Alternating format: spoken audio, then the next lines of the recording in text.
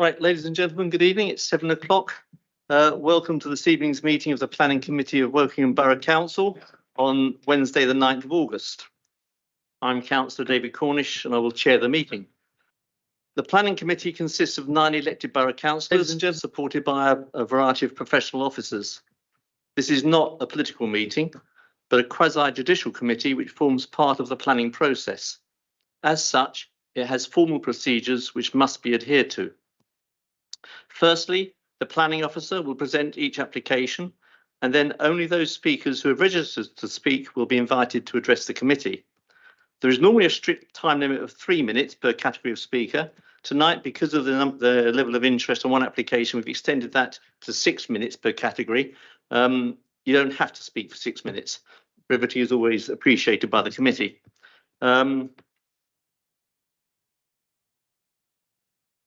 Everyone has had the opportunity to comment on each application through the consultation process, and no one else, including borough councillors, town and parish councillors, agents, applicants, objectors or supporters, are permitted to address the committee, ask questions or disrupt the meeting.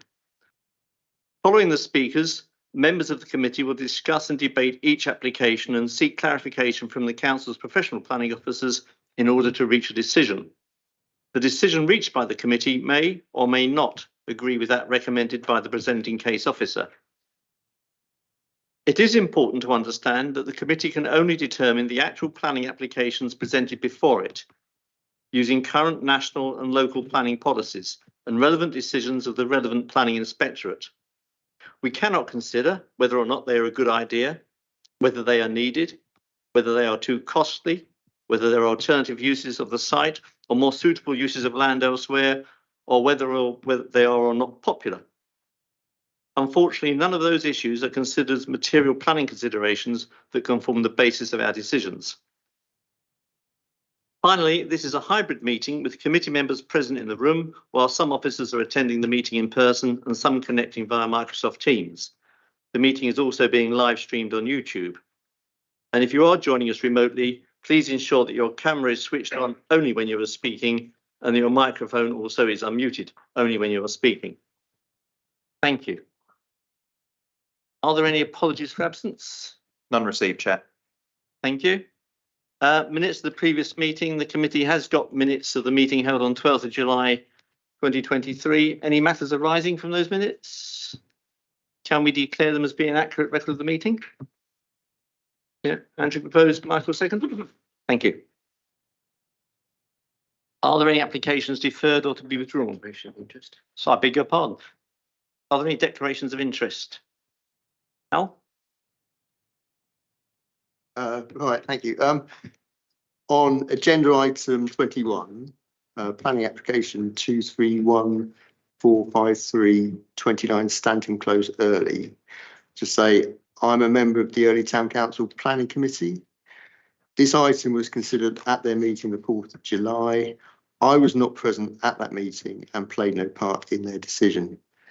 I come to the Planning Committee with an open mind and intend to listen to the debate before making up my mind on this application. Oh, thank you. Michael? Yeah, thank you. Chairman, I declare a prejudicial interest, in agenda item 20, planning application 223458. I have formed a view on this application. As soon as we come to that item, I will move to the public area, make representations as the ward member at the appropriate time. Then I will leave the room for the entire duration of that discussion and not take part in the vote. Well, thank you. Bill?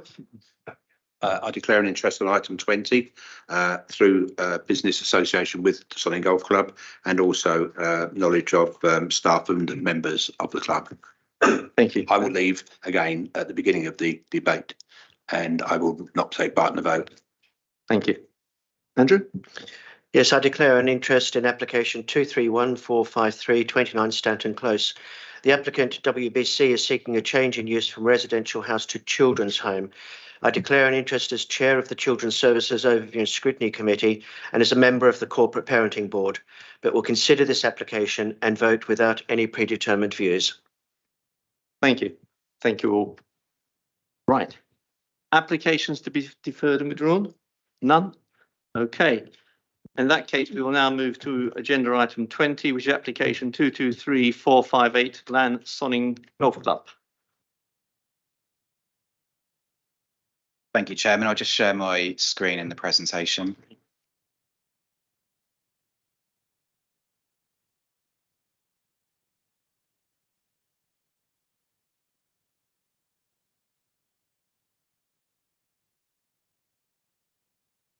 I'll give a brief presentation. I don't intend to repeat everything in the officer report, which is before the members and has been published. But as on the screen, this is an outline planning application for up to 50 dwellings with public open space and revised access off Duffield Road, plus associated modifications to Sonning Golf Club.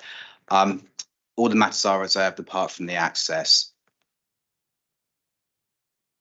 So just moving through the slides, this is a location plan showing the red line of the site. And as will become clear in a moment, it's not the entire site for residential development, but that is the red line for the application site. And you can see the blue there as well of Sonning Golf Club, just to denote their ownership. So this is an aerial photograph with the red line of the application site outlines. There are probably a few observations just to quickly sort of notify here. First, I'll go into the proposed changes to the golf club. On site, members looked at the change to the car park to the left-hand side of the building where the cursor is. So that would be the access road would go to the through that car park. So the car park would essentially be sort of squeezed and narrowed and sort of slightly extended further to the north. There is also a proposal to extend the car park slightly to the south where the cursor is there. And there are a couple of fenestration changes as well, which I've got some plans of later in the proposal. The residential development itself will be located where the cursor is. It's quite hard to sort of explain the shape of that. And it will roughly terminate where the Sonning Care Home is annotated there, and then the rest will be open space and green areas. One thing to note, which is obviously mentioned in the report quite a few times, is there is an appeal decision, an allowed appeal decision for 13 houses in that sort of square of lands there off of Pound Lane, which is, like I say, it's referred to in the report. And it may be maybe worth going quickly into some density sort of figures as well, just because there were some comments raised about them. So the scheme for 13 houses is approximately 15.6 dwellings per hectare. The application site, excluding the application site associated with the sort of changes to the golf club, would result in a density coincidentally exactly the same of 15.6 dwellings per hectare. And the retirement flats to the north here, you can see there are 57 retirement flats, which was allowed at committee, I think, a few years back in 2001. That comes to 48 dwellings per hectare. So broadly, in accordance with as the officer said, we feel that is a compatible density, the outline for 50 in this location. So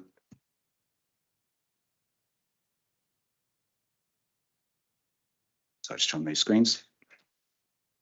So this is just to show the settlement limits of both Sonning and Woodley. Sonning is outlined in orange and Woodley is outlined in purple. There's obviously been some objections and comments regarding sort of a merging of settlements and sort of erosion of the gap. The red line, just to be clear, that just annotates where broadly the housing section developments go, and the open space will extend further out to the north, and it doesn't include the changes to the golf course. It doesn't include the consented scheme for 13 just to the west of it either. The principal barrier between the settlement, as you can see, would be the railway line and the wooded buffer along that railway line. And in officer's opinion, even if this sort of notch of the golf course was the sort of last sort of separation between the settlements, there's still a fair chunk of the golf course remaining, which would retain that separation. But essentially, as you can see, Sonning essentially, the development, it butts up to the wooded area and the railway line, and that's essentially what separates the two settlements. This is the parameter plan. So this just broadly shows the location of development. So these kind of muted colours here is where the housing would be, sort of the beige and the sort of two grey colours. And this would be essentially what is before members. This is where the housing's going to be located. And you can see the open space would be here to the north, and there'd be other opportunities for open space. And you can also just make out some of the wooded buffers on there, and you may have noted that from the aerial photos as well. Again, you can see the outline, the sort of settlement pattern for the ferreting houses has been sort of helpfully put in there as well. And the axis is this dotted line here, which I'll get into more detail in a moment. This is just an indicative site layout. I should have put that on the slide actually. So this isn't actually before members for approval. It's just to demonstrate how potentially 50 units could be delivered on site in accordance with policy. So it's just to give an indication of officers and to members of what the actual sort of character of the site would look like. But the actual layout isn't before the members, and you can see the sort of open spaces and that, and you can see the access road going here. There was we were looking at the hedge quite a bit on site because that is sort of a good reference point. You can just see the retained hedge where the cursor is there. We also noted as well that the access is broadly opposite an existing driveway. You can just sort of see that there, the relationship, which might be helpful when we come to some photographs. Again, you can see the alterations to the car park here, some of the alterations to the car park here. And also part of the proposal is to sort of move the 18th, the green to the 18th hole, which was located roughly where the cursor is. So they're moving it a bit more up towards the southeast, so a bit more further. Just moving on to some photos. Members were on site, so this won't be anything new to them. So this is facing northeast with the golf course on the right-hand side and residential development and the sort of care homes to the left-hand side. You can just see the tree screening there. Again, so starting top left, this is just a picture of this part of the southern boundary with the golf course behind it. And then moving to the bottom right, it's the northern boundary with the care home and the residential properties there. So this is facing back southwest, and you might just be able to see the Harris fencing where the scheme for 13 units would be. So this is just looking back the other way, and the golf course would be somewhere to the left-hand side behind those trees. So this shows the scheme for the permitted ferreting houses to the right, and the application site is predominantly where you're standing and to the left slightly, and you can just see the golf club there and the hedge there. These 3 saplings you probably just be able to make out are some of the trees that are coming out to facilitate the site. And as you can see there, sort of relatively small whips at this stage. So this is just to show where the access, and we can see the existing driveway to that property there. So it's broadly opposite there. These 2 trees would be removed, which is a sycamore and yew tree, and the existing access would be blocked off. And I'll come to a plan in a bit more detail. And also the footpath from the access would link into Pound Lane and also Duffield Road. And again, I'll come to that in slightly more detail in a moment. This is just looking back the other way, broadly where the access is. You can see those 2 trees I was mentioning there. And it would, yeah, and this access here we blocked off, and the additional footpath would be located sort of where the cursor is there. So this is the access plan, and you'll be able to see, yeah, the footpaths going either side of the access will link into Pound Lane. So there will be a continuous footpath going into Pound Lane. Going the other way towards Duffield Road and towards Woodley, the access would, the footpath rather, would go further to the south, and then it would stop, and then you'd have to cross over to a footpath here. And what that would be is an extension to an existing footpath along Duffield Road. So the existing footpath along Duffield Road would be extended up until that point, and then there'd be a tactile crossing point linking into the site. And you can just see there annotated access to be closed.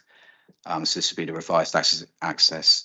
You can also just about see in the drawing in the top left-hand corner the access for the 13 units on Pound Lane there as well. So this is just for clarity. It's nothing too dramatic, but it's the changes to the existing clubhouse. So there'd be some fenestration alterations to the northeast elevation. These would be removed. And again, some windows would be removed as well. And again, on the northwest elevation, there'd be 2 windows removed there. And what I'll do, Chairman, is I'll just go into the members' update quickly. I can get that on screen, but I think most members have got that in front of them. And this was really just came out of sort of comments and from the Chairman's briefing. So what I've tried to do is put the nexus of walking distance between our Living Streets guidance and the Borough Design Guide SPD, and how the sort of 1.2 kilometre and 800 metre sort of thresholds linked together. So I think there was some comments or concerns on that. I've also put a sort of brief table of sort of facilities that would be within medium walking distance when you consider our Living Streets guidance. Just be perfectly clear, I'm not suggesting at any point that just because it's near a golf course and rugby club, that makes a sustainable location. It's more the case that when you look at the sort of medium, the facilities and the medium accessibility, for example, there's sort of free schools, including a secondary school. There's a small parade of shops, there's scout group, there's play areas and recreational facilities. And that combined with the appeal decision for 13 dwellings right next to the site, which was deemed there was no objection on sustainability, is one of the reasons why it's before members without that objection, that we feel we're comfortable with that. Just quickly moving to, then there was also sort of a comment about whether there'd be a loss of public amenity land. The golf course is private, so there'd be no loss of public amenity land. And it wouldn't, we feel, compromise the usability of the golf course. I think by virtue of the fact that it's actually been submitted by the golf club sort of suggests that the viability and usability of the golf club wouldn't be impacted. And they've quite clearly shown the plans as well, where they can relocate an 18th green and get a putting green in there as well, and suggested changes to the building and the parking spaces. So I don't think there's any evidence at this stage that the golf course would be unviable because of this development. There was information submitted from the applicant about ball strikes, actually. And what I would suggest is perhaps members may want to consider a recommended condition on that. And I will give the full wording to the clerk at the end of the meeting if necessary, but I'll just read that briefly to you what it would say. And it says, prior to the occupation and development hereby approved, mitigation measures preventing the ball strike from the nearby golf course shall be submitted and agreed by the local planning authority. The details thereby agreed shall be implemented and retained in perpetuity. The reason I've put that is because the ball strike report did recommend some recommendations, for example, some nets to mitigate with that. I think looking at it, I think there's much more opportunity for landscaping to actually resolve any issue regarding that, however sort of unlikely it may be. So I think hopefully that condition would sort of seal off that issue. With regard to update number 3, it's really just emphasising what's in the officer report. So there were some comments on flooding. It's in flood zone 1 where the principle of residential development is acceptable in flood risk terms. I did note actually as well that in the recommended conditions, there wasn't the sort of bread and butter drainage conditions. So I've just recommended that again. And although I said number 26 there, it may be expedient to call this number 26 and the ball strike condition number 27. But yeah, that's just the sort of bog standard drainage condition, just to sort of cover that issue off. There were some comments about affordable housing. The proposal is 20 affordable units on site, and that will be secured by a legal agreement. And we have to consider the merits of the application as it stands. I know there were some comments about whether there be a viability argument later on down the line. We can't really take that into account. We just have to accept what's put in front of us at this stage. There was also another sort of comment and concern about whether we were departing too far from the allocation in the local plan update. The first thing I'd say off the bat is officers and fully recognise that this has limited weight at this stage. But just to clarify, the 24 units set out in the officer's report is just for parts. If we go to plan 2, sorry, on that. That area covers both the 13 units, which has already got permission, and the 24 units allocated in the LPU, so 37 overall.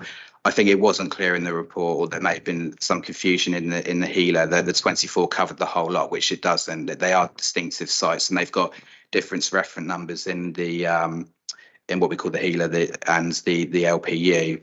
And then when you sort of look at the allocation for the additional 24 units and that site area, the application site is broadly sort of double that. It is slightly less, but it sort of goes out quite a bit further to the east, and also it slightly comes out further to the south and incorporates some tree belts. So when we sort of look at it's virtually or roundabouts double the size and it'd be 50 units, it's more or less the same as the same density as set out in the LPU.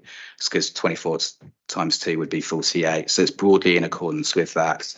And also the LPU is obviously just sort of an indicative stage at the moment. So just going on to some concluding remarks quickly. So the application is recommended for approval subject to the recommended conditions and the legal agreement set out in the report, plus the 2 conditions in the members' update. And I'll be happy to answer any further questions. Thank you. Mark, thank you very much. We should note that the planning committee made a site visit and all planning committee members, with the exception of Councillor Bill Zone, attended.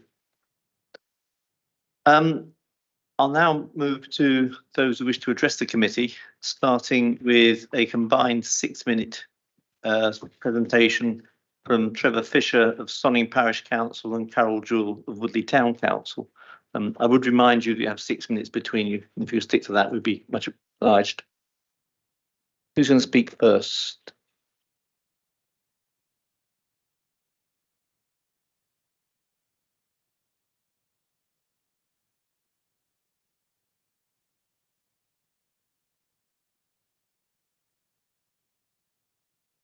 Right, good evening, Chairman and the members of the committee.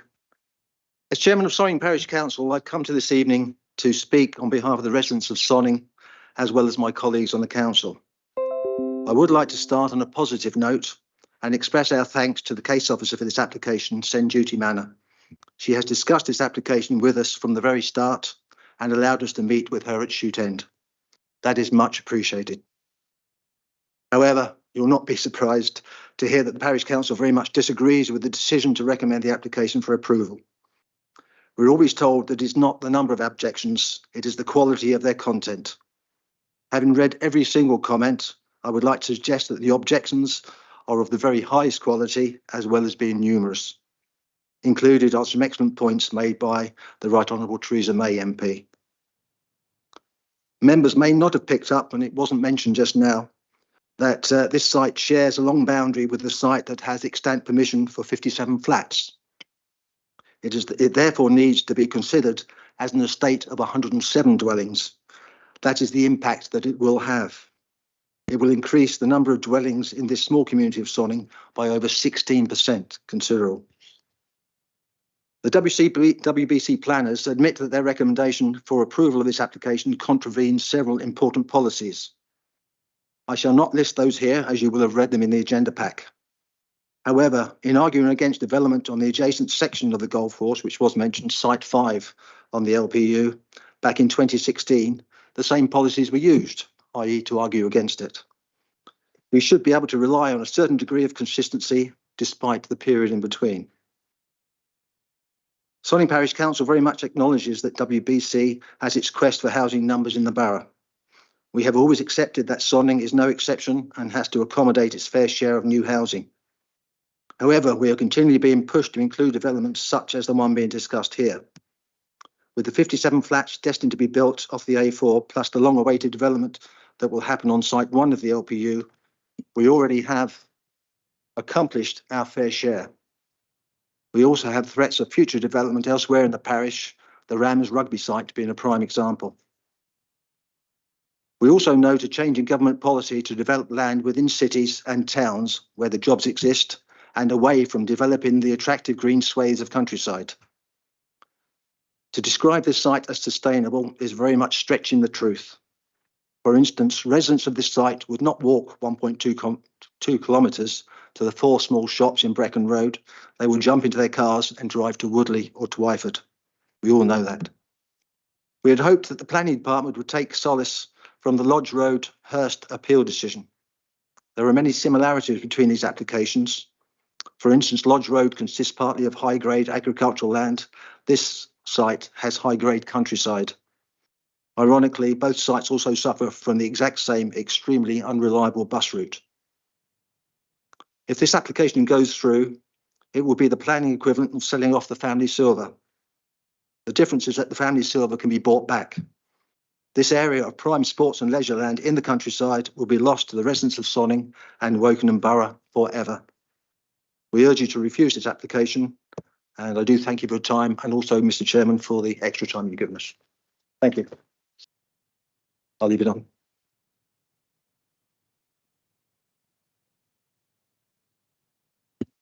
Good evening, Mr. Chairman, members. I'd like to raise three main points in objecting to this application. Number one, sustainability. Number two, sustainability. Number three, sustainability. The first one, sustainability means encouraging reduction in car use. In other words, providing walking and cycling routes. The inspector, in considering the adjacent 13 dwelling development, said, the nearest significant cluster of shops and services is located in Woodley Town Centre. Access to this by foot would not be attractive to most people given the distance and the need to cross a narrow railway bridge with no pedestrian footway on the otherwise shortest route. Also quoted, this is not a location that would be particularly attractive to non-car owners. The council's own highway guidance, Living Streets, states that developments are expected to fall within the high to medium categories of accessibility for a site to be sustainable, which you've seen in that supplementary agenda. This development may meet those accessibility categories, but they only look at the distance, not the safety. So I think that we need to be very careful with those. The second sustainability is about encouraging the use of public transport, yet the bus services, and I quote the officer's report, fall short of the regularity set out in policy CP6 of the core strategy. The bus stops are anywhere between 150 and 650 metres away from the development, with buses at the moment on just an hourly basis. The final sustainability heading is about pollution, green space and biodiversity. The development is likely to increase traffic flow in Duffield Road, increasing congestion and pollution. The loss of green space will have an impact on wildlife and their habitats.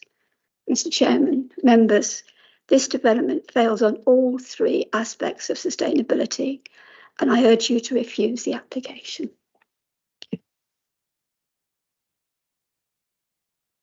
Alan, Trevor, thank you for your contributions and thank you for your conciseness as well. We'll now move on to the views of local residents. I would remind you that you have 6 minutes in total, not 6 minutes each. So please do abide by that. The first name I have is Mr. Gordon Jones. He's on Teams. Can everybody hear me? We can, Mr. Jones. Thank you.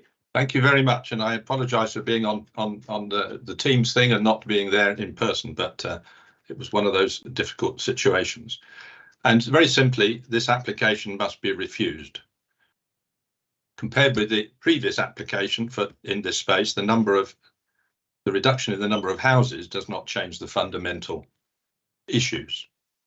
And there's 4 of them. The site is actually still countryside. This site between Sonning and Woodley has been identified as countryside by Wokingham Council and has been a green area for hundreds of years. The golf course and its surroundings are important habitats for wildlife, birds, insects, deer, etc. And as I used to be a member of the golf course, I do know that they are all around. The site is outside the current Sonning development area. Increased traffic is number 2. The extra traffic generated by the large number of vehicles in and out of this site, maybe 100 cars, plus all the lorries and things going in and out, will be a significant problem for this very busy area, Pound Lane in particular. As has been mentioned already, supermarkets, shops, doctors, pharmacies, DIY outlets are all over a mile away. It's a long old walk that way. Third item is negative impact on local residents. The local residents will see no benefit at all. The developers will make money. The golf club owner will reap the benefits of this development in paying for the changes to the golf club. But the increased noise, light pollution from the site, etc., will be all to the detriment of the local residents.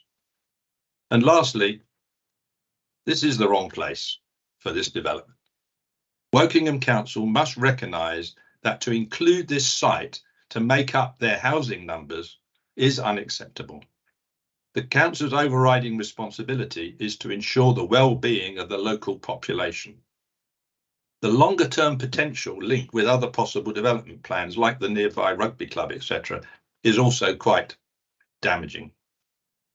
The continual extension of buildings in this part of Sonning is totally inappropriate. Thank you.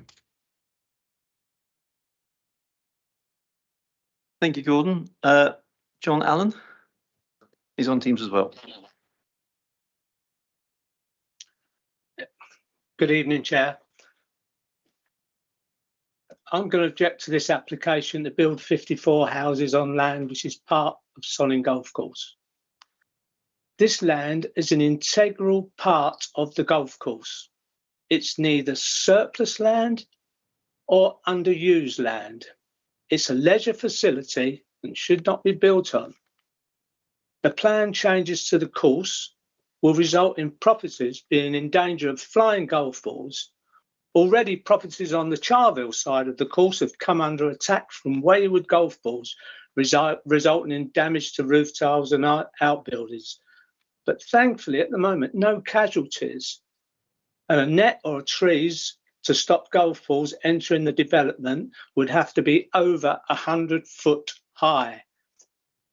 Golf balls are already flying over into Charville and the trees there are not 100 foot high. So the proposed changes to the golf course by the club include an indoor virtual practice facility, but this in no way compensates for the complete loss of the practice area and the driving range. I'd like to compare it to a virtual football game, FIFA, replacing the Premier League, so we don't have to go out anymore, just sit in front of a screen and wait for the result. The proposal is a gradual creep into leisure facilities in the borough. A piece of the golf course has already been given planning. The rugby club, which adjoins the golf course, is now under threat. The local area has lost 2 golf courses, Blue Mountain and Hurst, with our close neighbours Maidenhead and Reading also losing golf course to the developers. So the creep continues. The committee must consider that building on sports grounds is against the national guidelines laid out by our government. I urge the committee to refuse this application on the grounds of loss of amenity and sporting open space. Thank you, Chair. Thank you, John. I now have Mike Barlow, who is Barlow, I beg your pardon, who's also virtual. He's online. Sorry, he's here in person. Oh, he's here in person. Just I'm here now, aren't you? Yeah. Yes. Welcome. Thank you. The bad news is you're about 1.5 minutes, but Okay.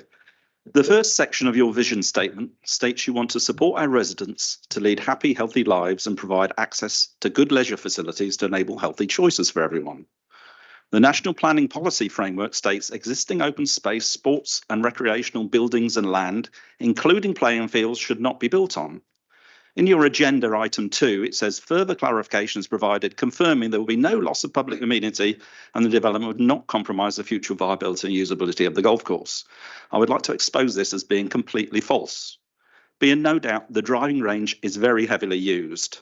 Sonning hosted a vets match last Monday with the Gregorian and Streatley. 24 golfers used all the driving range matches, chipping area, practice green, as is the case with every match. Sonning has about 10 different teams, playing other clubs in various leagues and friendly. We host professional tournaments, Berkshire Ladies competitions, Reading University golf competitions, and many societies and charity days, along with all the regular club competitions. All of these use that driving range extensively, and we would not be considered for some of these events without the current range. The professional gives lessons to both members and non-members of all ages and has given lessons to local schools. Members bring their children to the range to learn the game. It's the first stepping stone to enjoy a great outdoor sport. Individuals would not be allowed on the course until they had learned the basics. I contacted Golf England for a comment. Matthew Draper, Director of Membership, stated that in a research that they conducted for the RNA, driving ranges alongside putting greens are the most likely pathway into on-course golf in England. The provision of golf simulators is simply not a solution. Can I ask you please to quickly sum up in 1 sentence? Yeah, I'll be very brief. There's neither the capacity nor the quality to cope with the demands. We have encouragingly a lot of younger, enthusiastic new members enjoying the game. We can't surely be saying to them, come inside and play video games. That is an extremely long sentence. I'm going to have to ask you to stop there. Pardon? That is an extremely long sentence. I'll have to ask you to stop there. Thank you very much. Thank you.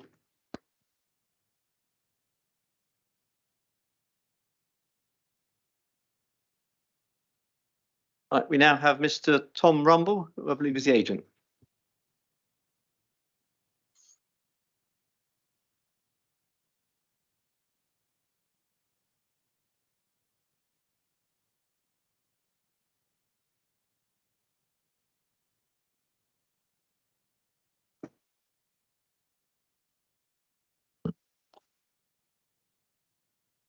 Thank you, Chair, and good evening, members. The application site comprises a practice ground which relates to only a small part of the Sonning Golf Club. The remainder of the golf course will remain unaffected. The application has real merit. The Council, in the determination of other nearby applications and planning inspectors, have confirmed that the site lies in a sustainable location. Members will have seen on the site visit how well contained the practice ground area is. This man-made driving range is not pristine, attractive countryside. Its landscape value has been classified as relatively poor compared to most areas of Wokingham outside the built-up areas. Being so well contained, any visual impacts are confined to the site itself, not the wider surrounding area. Retained trees ensure the proposal will not affect neighbouring residents either. All these merits, also acknowledged by your officers in their report, are reflected in the fact that the Council itself, in work on the emerging local plan, recognised the merits of the site for residential development by allocating it for development. The update sheet highlights a different site area. Please bear in mind that the application site includes improved practice facilities for the club, unlike the draft allocation site. Applications on other similar draft allocated sites have been approved by members. This distinguishes this application from many others. During the application process, your officers and specialist consultees have reviewed the application very carefully. Improvements have been made to it throughout the application process. These include a reduction in the development area so as to align it with the neighbouring care home, sensitive location of dwellings to secure retention of important trees, location of new public open space areas, in particular to the north to contain and limit the development. In this way, the gap between Sonning and Charleville will be preserved. Comprehensive ecological surveys have been requested and carried out, confirming no harmful effect on wildlife, including bats, whilst there will be a net biodiversity gain of 20%. The densities have been amended and vary through the site so that they are similar to existing approvals on adjacent sites.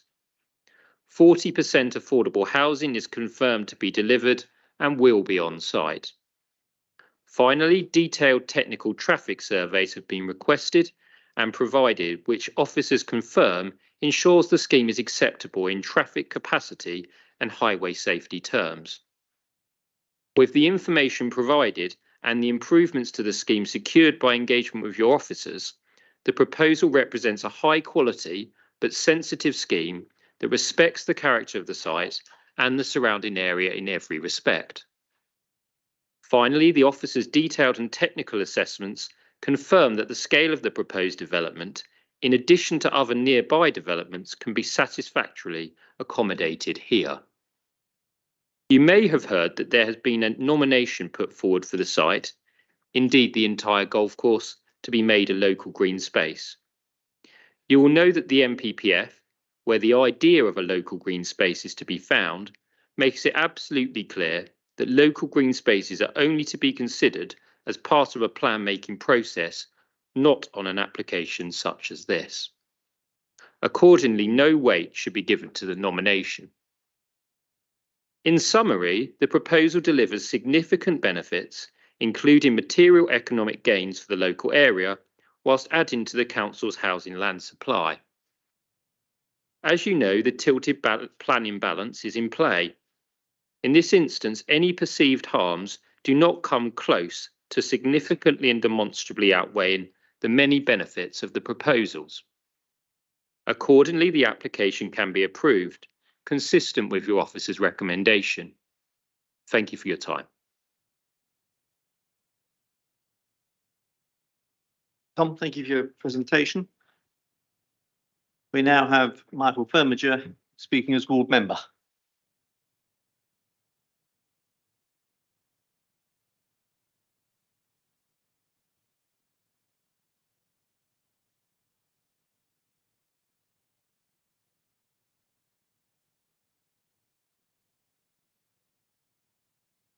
Good evening. Hello, Chairman and members of the Planning Committee. I'll start off. The sustainability of the site is a major concern with the shops and other amenities being a long way away with infrequent bus services to Woodley. Also, there's an example in the supplementary update agenda that states the walk to Sonning Primary School is 950 miles, which is just over half a mile away. But this does not mention crossing the busy A4, especially a concern of danger with children involved. Parents will surely drive instead, thus increasing road traffic. Pound Lane does flood because of poor drainage, and I reported this on various occasions. This development will only add to that. The local area does not bear out the comments made on pages 41 and 61 and 62 regarding flooding and drainage. This is overdevelopment in an area that is potentially becoming quite a settlement, with the previous permissions granted, as we heard before, 13 dwellings and 57 retirement apartments nearby. It will lead to the joining up of Sonning and Charville, also leading to increased traffic in an already busy road network. Access from Duffield Road is tight and leads onto the busy Pound Lane that feeds onto the A4 going into Reading and London. On page 37, I'm not totally convinced the proposal will maintain acceptable separation from all existing residential properties. With the loss of 12 golf club parking spaces, this will force cars to park elsewhere, such as on nearby roads, i.e. that will cause an issue as well. The golf club is a haven for wildlife and biodiversity. It must be protected against unwelcome development. There does not appear to be any consideration of a loss of sporting facilities in the officer's report, which has been highlighted in many objections to the proposal. This should have been considered as part of the tilted balance, but evaluation of this seems to be absent. The MPPF paragraph 99 states that existing open space, sports and recreational buildings and land, including playing fields, should not be built on unless an assessment has been undertaken which has clearly shown the open space buildings or land to be surplus to requirements, or 2, the loss resulting from the proposed development will be replaced by equivalent or better provision in terms of quantity and quality in a suitable location, or 3, the development is for alternative sports and recreational provision, the benefits of which clearly outweigh the loss of the current or former use. Unfortunately, there's been no assessment or consideration of the loss of a sporting facility, which, as members will be aware, are grounds for a legal challenge. The land is not surplus to requirements and is an integral part of the golf club. Any mitigation in relation to off-site contribution is not applicable, as a pre-game practice area needs to be on site.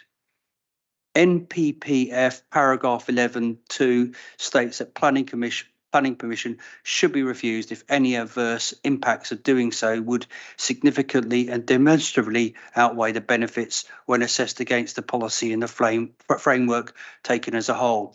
The lack of a 5-year housing supply does not negate consideration of national planning policy regarding the protection of sports facilities. In point 2 of this supplementary planning agenda, there is mention there will be no loss of public amenity space and the development will not compromise the future of the club. But where is the evidence of this conclusion and on what basis? I do fear for the long-term viability of Solling Golf Club. This is badly thought out application with many faults. I strongly urge the Planning Committee to refuse. Planning Commission, thank you for your time.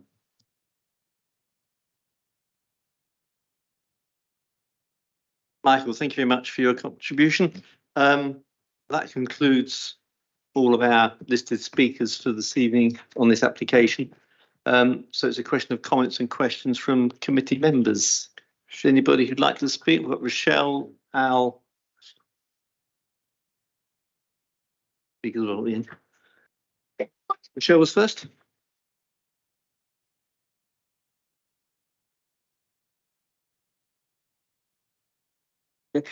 We talked about sustainability and we say it has to be near shops. We can't force shops to open, and we do have experience in some of the new housing estates around the borough, which were promised shops and they never quite showed up. And the question is, how do we manage to make shops actually stay near some new housing? I don't know. I'm just trying to figure out an answer to this. The next question is, will the roads actually be built to WBC standards and turned over to WBC? I realize this is an outline planning application and this might be under the reserve matters. However, in experience in my own ward, they promised they were going to make it up to WBC standards and they didn't. And as a result, the residents are being forced to pay for road maintenance rather than just not including their council tax. I think this would be something that we could put in an informative, at least, to encourage them to actually make it and to turn over the roads to WBC. And lastly, I'm just curious, how late will the golf course be open? If people are buying houses nearby and they have children, will they be playing golf at 11 o'clock at night? I know we can't say this, but it's just interesting thought. Thank you. Thank you. In terms of your question about how do we make shops stay open, the answer is we can't force that. As set out in the supplementary pack, the nearest shops are along the sort of Brecon Road Parade, as I've called it, which there are 4 shops, and that's within a medium walking distance as set out in our Living Streets guidance. As a rule of thumb, it's generally suggested, and this is sort of very broad and not that material, but an increase in critical mass of people does help the viability of the shops. But I'd advise members not to give that really much weight, but that's just sort of a broad observation. There's obviously no shops proposed on site, and for a development this size, you wouldn't generally expect it. But as I said, it does meet the Living Streets guidance in terms of medium accessibility. In terms of WBC standards for roads, there is a proposed legal agreement. And through that, we'd have to identify whether the roads would be adopted to WBC standards or whether it'd be a private management company. Generally, that comes into play more when we see a detailed layout in the reserve matters and we know are the roads to an adoptable standard or not. I don't know if Gordon might want to come in on that point once I sort of finish my third point. And in terms of the opening hours of the golf course, I don't know off the top of my head, I'm afraid. What I would suggest is that the actual clubhouse is sort of located away from the residential development. Actually, the appeal scheme for 13 houses and the houses over the road are actually much nearer. And in terms of golf, it's obviously dictated by lights. I appreciate in summertime that'd be more, and in winter as well, that'd be less. But I don't have that information to hand at the moment. So I don't know if Gordon wants to come in on the adoptable roads points. Yes, within the section 106, there'll be obligations that whether the road is private or adoptable, it will have to be built to adoptable standards. There'll also be, if it's private, there'll be fees for my engineering colleagues to actually check the design and inspect the road. And also there will be a bond so that even if the developer fails to build the road to our satisfaction, we can take the bond and build it to our satisfaction if it's be private. if it's going to be adopted, the same conditions arrive, we'll still be checking it, making sure it's designed correctly and inspecting on site. Just one follow-up. I'm just wondering whether this was true for a while in the past, because like I said, there was one estate in my ward which was supposed to be made to adoptable standards, wasn't, no one checked it. And at this point, they decided not to do it. They also did change the whole plan for the road that was not ever changed, but they did it anyway, and nothing's ever been done to them. So I just want to say that we don't seem to do very much to people who don't follow what they're supposed to do. Now, Thanks. Just one question really to start with.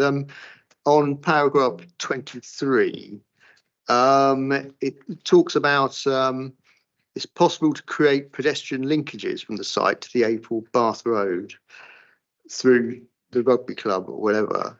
I mean, and we're talking about access here. This is outlines about access, pedestrian access. But I mean, this isn't going to happen, is it? I mean, there's no condition to say that this must happen. So, I mean, it just won't happen, surely. You are correct, and I would advise members not to take that into consideration. It does say later on in the paragraph that this cannot be confirmed at this moment. As I say, it's an indicative drawing. It's just something that could happen in the future, but that's not before members now. You are quite right. So could it be a condition we could apply at this point?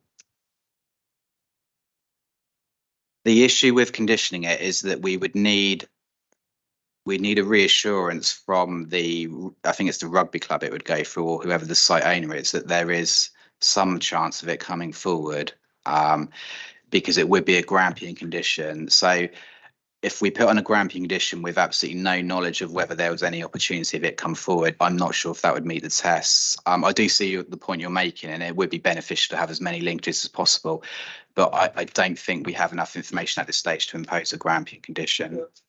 Sorry, just to follow up, because the indicative public open space isn't going to be public open space without that link, surely. I mean, you're not going to walk through this housing development to the far end, use the public open space and walk back down that long drive. But if it was off the A4, perhaps it would be public open space. I'm going to abuse my position and ask a supplementary on back of ours. Listening to the discussion there about the adoption of the estate road, if that road remains a private road, there is no access to that public open space.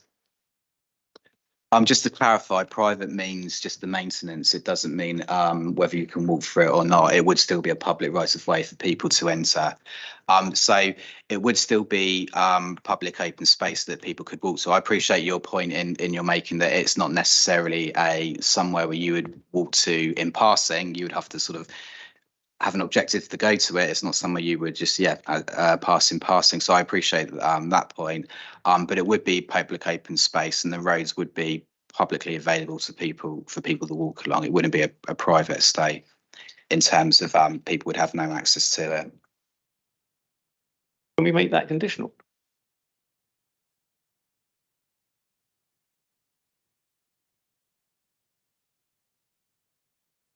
Yes, potentially something that could be in the 106 under the highway adoption clause. I think so, yeah.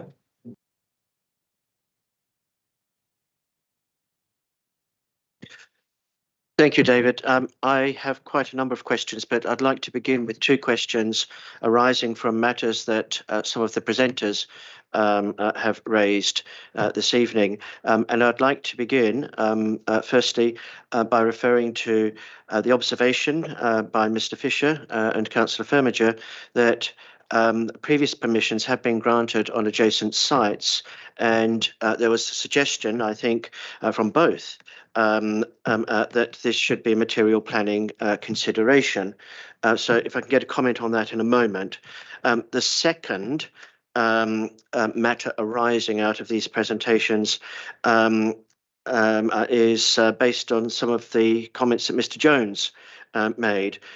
He drew attention to what he considered similarities between this site and Lodge Road in Hurst, which was subject to a recent planning appeal. In the case of Lodge Road, loss of agricultural land. In this instance, the parallel that was suggested was the loss of a significant leisure facility. And we've had reference tonight to some of the MPPF policies that refer to the loss of leisure facilities. The reference made, for instance, to the requirement that this only be allowed if that land was surplus to requirements. I also note that the MPPF seeks to protect areas or assets of particular importance, and that this can be a reason for refusing development. And so I just want to get some thoughts, officer thoughts on on this view that again has been expressed tonight, that this is a site of particular importance in a number of different ways. It's been mentioned that this is part, and it's been shown in some of the visuals that we've seen tonight, that it is part of the buffer between Sonning and Woodley. It does form contributes very significantly, to the green character of the local landscape. It is within designated countryside, and it is outside any settlement limits. So to what extent do these kinds of considerations weigh in favour of any argument that this is a site of particular importance? I think also it's stated on, and this will be my final part to this question, it's stated on page 31 of the agenda pack that none of the criteria in CP 11 that would allow for development outside, of the development limits are met. It goes on to say, quote, permitting development on this site, beyond the existing settlement boundary is considered not to undermine the council's strategic objectives in relation to planned growth in the area, end of quote.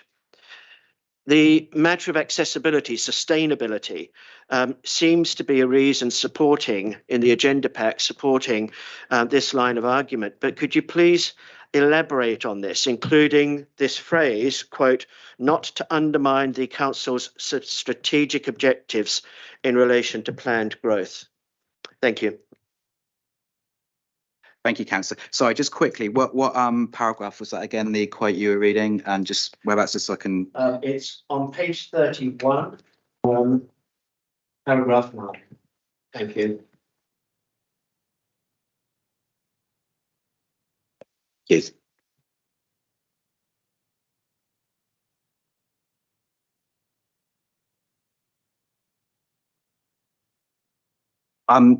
Yes, just sort of unpacking those one by one. So mentioned the previous sites of permission. I think mainly that's in reference to the 13 houses allowed at appeal and the care home scheme, which I think is 57 units overall, I believe. So to answer your question shortly, it isn't a material consideration. You can sort of take that either way, really, because on the one hand, it's sort of been pitched to you that this is this in combination with those is an excessive development. But on the other hand, it sort of clearly outlines that the sort of area has been previously deemed acceptable for development in very close proximity. Essentially, members need to be mindful that each application should be determined on its own merits. So I wouldn't recommend to sort of go down a road of sort of saying this in combination with that and that would have significant impact. I think the impact of this development as it stands needs to be considered by members. In terms of similarities to Lodge Road, by coincidence I was the case officer for Lodge Road. I didn't deal too much with the appeal to the previous commitments, but I did write the delegated report for it. Lodge Road is different in terms of that the reference in that was referring to the grade of agricultural land. So they're graded 3, 4, 5, and I think it was grade 3C, which is sort of falls into a bracket of good quality agricultural land. So there was quite a specific objection on that basis.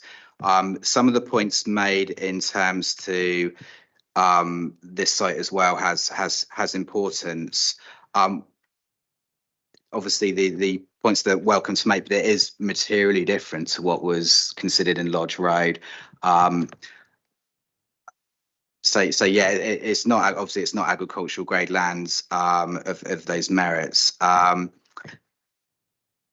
think there's probably further points to that part of your question, but I may have missed, unfortunately. But I'll happily sort of come back on that. In terms of the buffer between Woodley and Sonning, I'll go back to the members, or actually my report. Actually, I think is probably best. Sorry, my presentation. Let me just share my screen.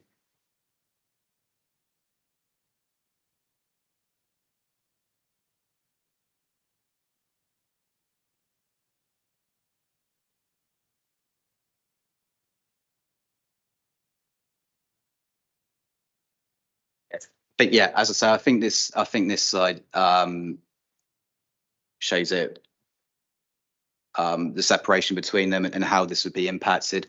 I'll leave it for members to make their own planning judgment on that. But in the officer's opinion, as I said, I think the barrier quite clearly between Woodley and Sonning at this point is the railway line and the wooded belts of trees along that. Even if it were the golf course, I think considering you've got the 13 dwellings coming out to the west, and this would be broadly in line with that, I think there would still be a green gap between them, even if that was the last defining sort of, or the sort of the defining separation between them, which I don't think it is. I think the second point as well to think about, or the third point rather to think about, is perceivably how that would be perceived. I don't believe people on the other side of the railway would be looking at Sonning Golf Course and that development thinking that the golf course is the green gap of the golf course is suddenly gone. Again, I believe that the residents of, say, the care home to the north of where the site is, again, would be looking at development, but then would see the golf course beyond that still as sort of separation. Again, if that was considered the defining feature separating. So I don't consider that it would close separation between them. I think, as can quite clearly be seen on that plan, the defining feature is the railway line and the wooded buffer, and the wooded buffer along the southern boundary isn't being touched at all. In terms of, you mentioned a couple of points about it being contrary to CP11. To be perfectly clear, the location of the site is contrary to the development plan. It's outside of settlement, it's in the countryside, it's contrary to it. However, as said in the officer's report, we don't have a 5-year housing land supply. That's 3.95 years, and therefore we're in tilted balance territory. So we have to consider development as set out in paragraph 11 of the NPPF, which states where there are no relevant development plan policies, or the policies which are most important for determining the application are out of date. And then what the NPP says, if you've got no 5-year housing land supply, the relevant policies for determining the application are out of date. So that's where we are. And it says granting permission, unless any adverse impacts of doing so would significantly and demonstrably outweigh the benefits when assessed against the policies in this framework taken as a whole. So in the context of where we are without a 5-year housing land supply, we have to acknowledge that the settlement limits are out of date and the spatial strategy is out of date because we don't have a 5-year supply. As in the report, that is tempered slightly because of past over delivery, and the Lodge Road inspector made some good observations about that. But nevertheless, we are still in that territory. That is still, the scales are still tipped towards permitting the development, albeit slightly tempered because of previous oversupply. So that's where we are in terms of determining the application and the sort of policy framework of it. Apologies, I think I've missed some of your points, but I think that's all I've got at this stage. If points have been missed, I'm sure there'll be a chance to come back to them, but I'm sure Wayne is waiting to speak. So Wayne. Yep. Thank you, Chair. Before I go into the hierarchy of this site, can I just get some clarity on the current position status under the local green space? So I don't know if this came in the first tranche or the second tranche, and what is the latest thinking of this site under that banner? And then I'll come back to my other. Or do you want me to keep going and then you're That's a very specific question. Wayne, stick with that one for a minute. In terms of local green space, I mean, it's not designated as local green space in terms of a designation. It is recreational space, obviously, but it has been acknowledged that it is private, but it does have recreational value because people use it and it's been well described. So that's the status of it. So there's no specific plan saying, as a sort of some play areas have where this is designated, open green space, but it does have value. Yep, sorry. It says that it may not be designated now, but has it been nominated for designation as part of the local plan update? I don't see how, I don't know, to be perfectly honest, but I don't see how it could be considering it's in private ownership.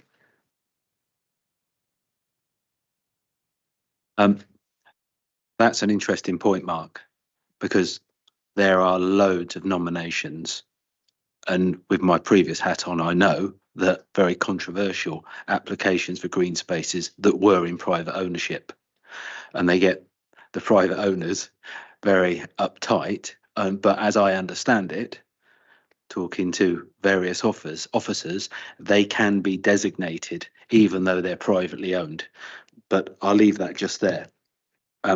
Good point, Al, about the footpaths, because quite frankly, I mean, I can't see the Sunrise wanting a footpath through their site, and I'm sure the rugby club will welcome a footpath through there, because that would lead to more sustainable, and then that would probably lead to another application coming forward for development.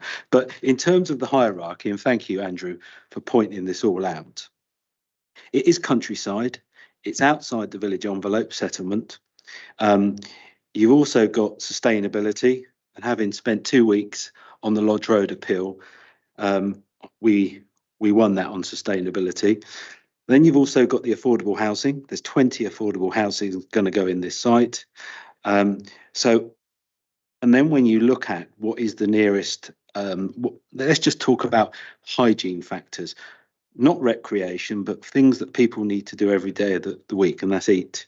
So going to that row of shops in Brecon Road, I mean, I lived in Duffer Road, and I mean, as far as I'm aware, it was a post office stroke newsagent, a Chinese takeaway, and a laundry. So I don't know how anybody would use that to do their weekly shop. If they're going into Woodley, they're going to have to go into the road because there's no footpath across the railway bridge that's been pointed out. It goes against CP11.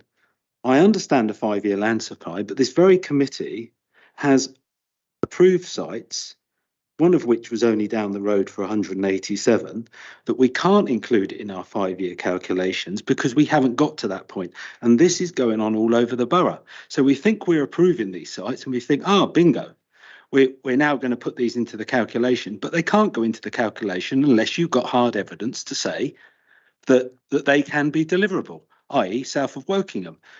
The planning committee 2 years ago approved South Wokingham for 1,800. It can't go into our 5-year deliverable land supply because we've got no evidence that it can be delivered.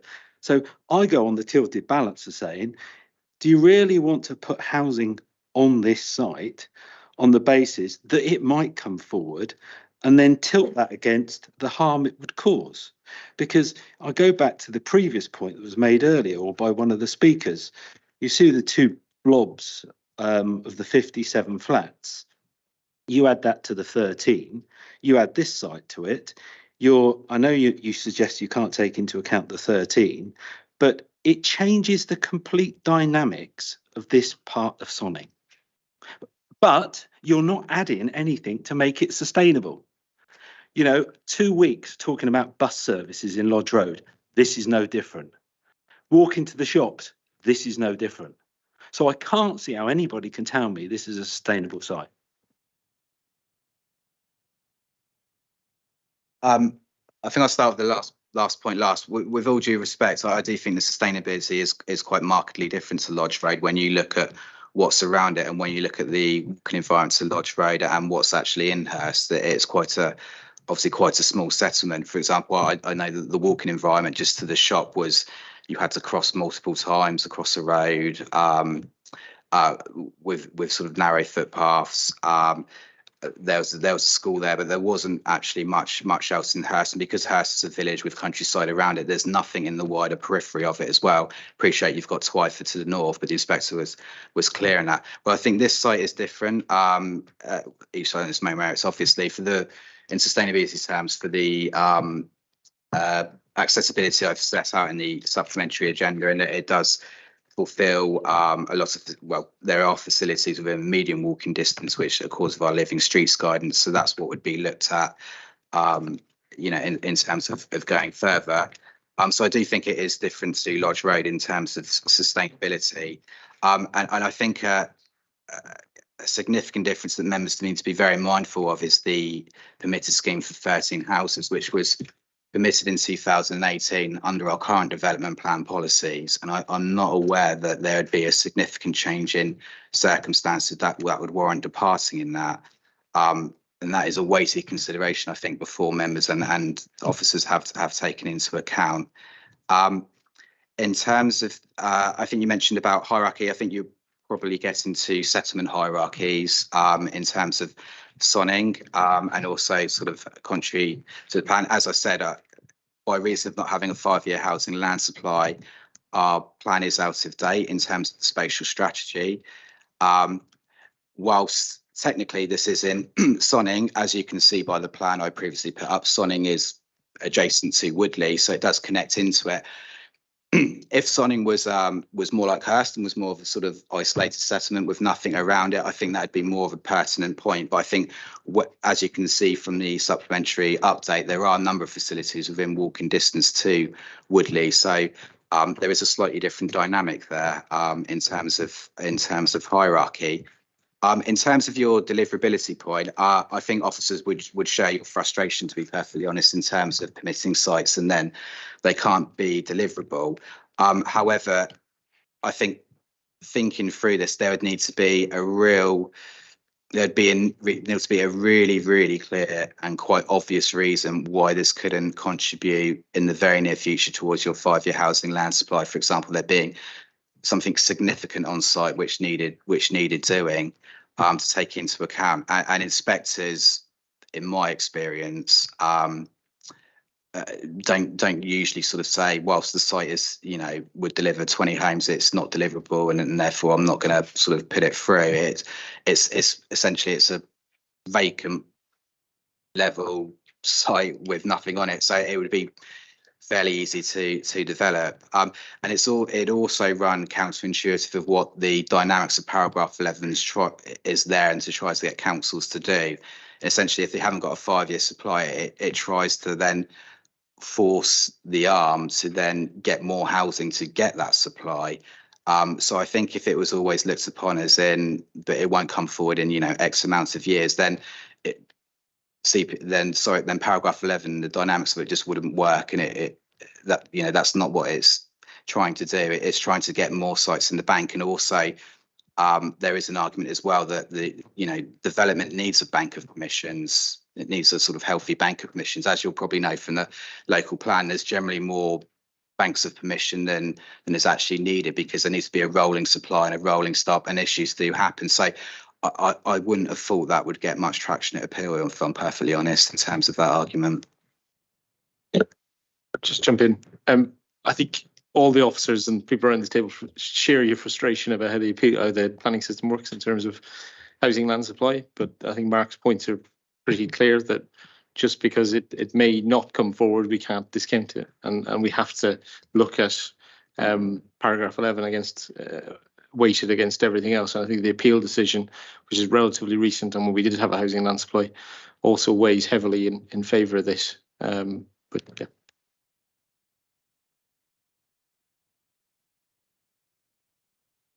I have a few questions of my own and comments. There's an awful lot of comment made about this application in terms of the objections. A lot was made about the harm done to the golf course and its facilities. I understand the points being made. I've played Sonning Golf Course myself a few times and very enjoyable it is too. But ultimately, the utility of the course as a course and the value of the members attached to it isn't a planning issue. I mean, this isn't taking the course away. It's altering it somewhat. It's removing an important facility, being replaced by alternative facilities, which may or may not be deemed to be equivalent. I don't know. But fundamentally, should this application be approved, the golf course will still be there. Maybe less than 5% of the land attached to it would have disappeared. And I think we have to be real about that. The value of the golf course as a golf course is not a planning issue. I am always concerned when we breach CP11, and I'm a particularly passionate observer of gaps between settlements. I have to say, having walked and driven down Pound Lane and Duffield Road, that gap doesn't actually exist. If you look, as you walk along the road, you see the frontage of the golf course and the clubhouse, the hedges either side of it. There'll be those 13 additional houses, but to all intents and purposes, the gap in any meaningful sense between Sonning and Woodley has disappeared, and I deeply regret that, but that's the fact on the ground. It's more of an issue along the A4 towards Charville, but the applicant's site is behind the houses on the A4 that are already there effectively. A number of other things do concern me. Everyone's mentioned this question of sustainability. I am very alarmed that what was our previous acceptable walking distance to shops of some 800 metres has now suddenly defaulted to 1.2 kilometres. I understand the wording that's been put in the supplementary report, but I'm not happy or content with it. Unfortunately, that argument is somewhat undermined by the fact that the planning inspector did accept it for the 13 houses on the front. And that puts us in a very difficult position. I'm also deeply sympathetic to the scale of development that's gone on around Sonning. We talk about Sonning as being a limited development location. That's normally 25 dwellings during the life of a plan. We're seeing here, by an easy ready reckoner, a total of 120 dwellings going in. That is not what we mean in terms of a limited development location. And I welcome some comment about that.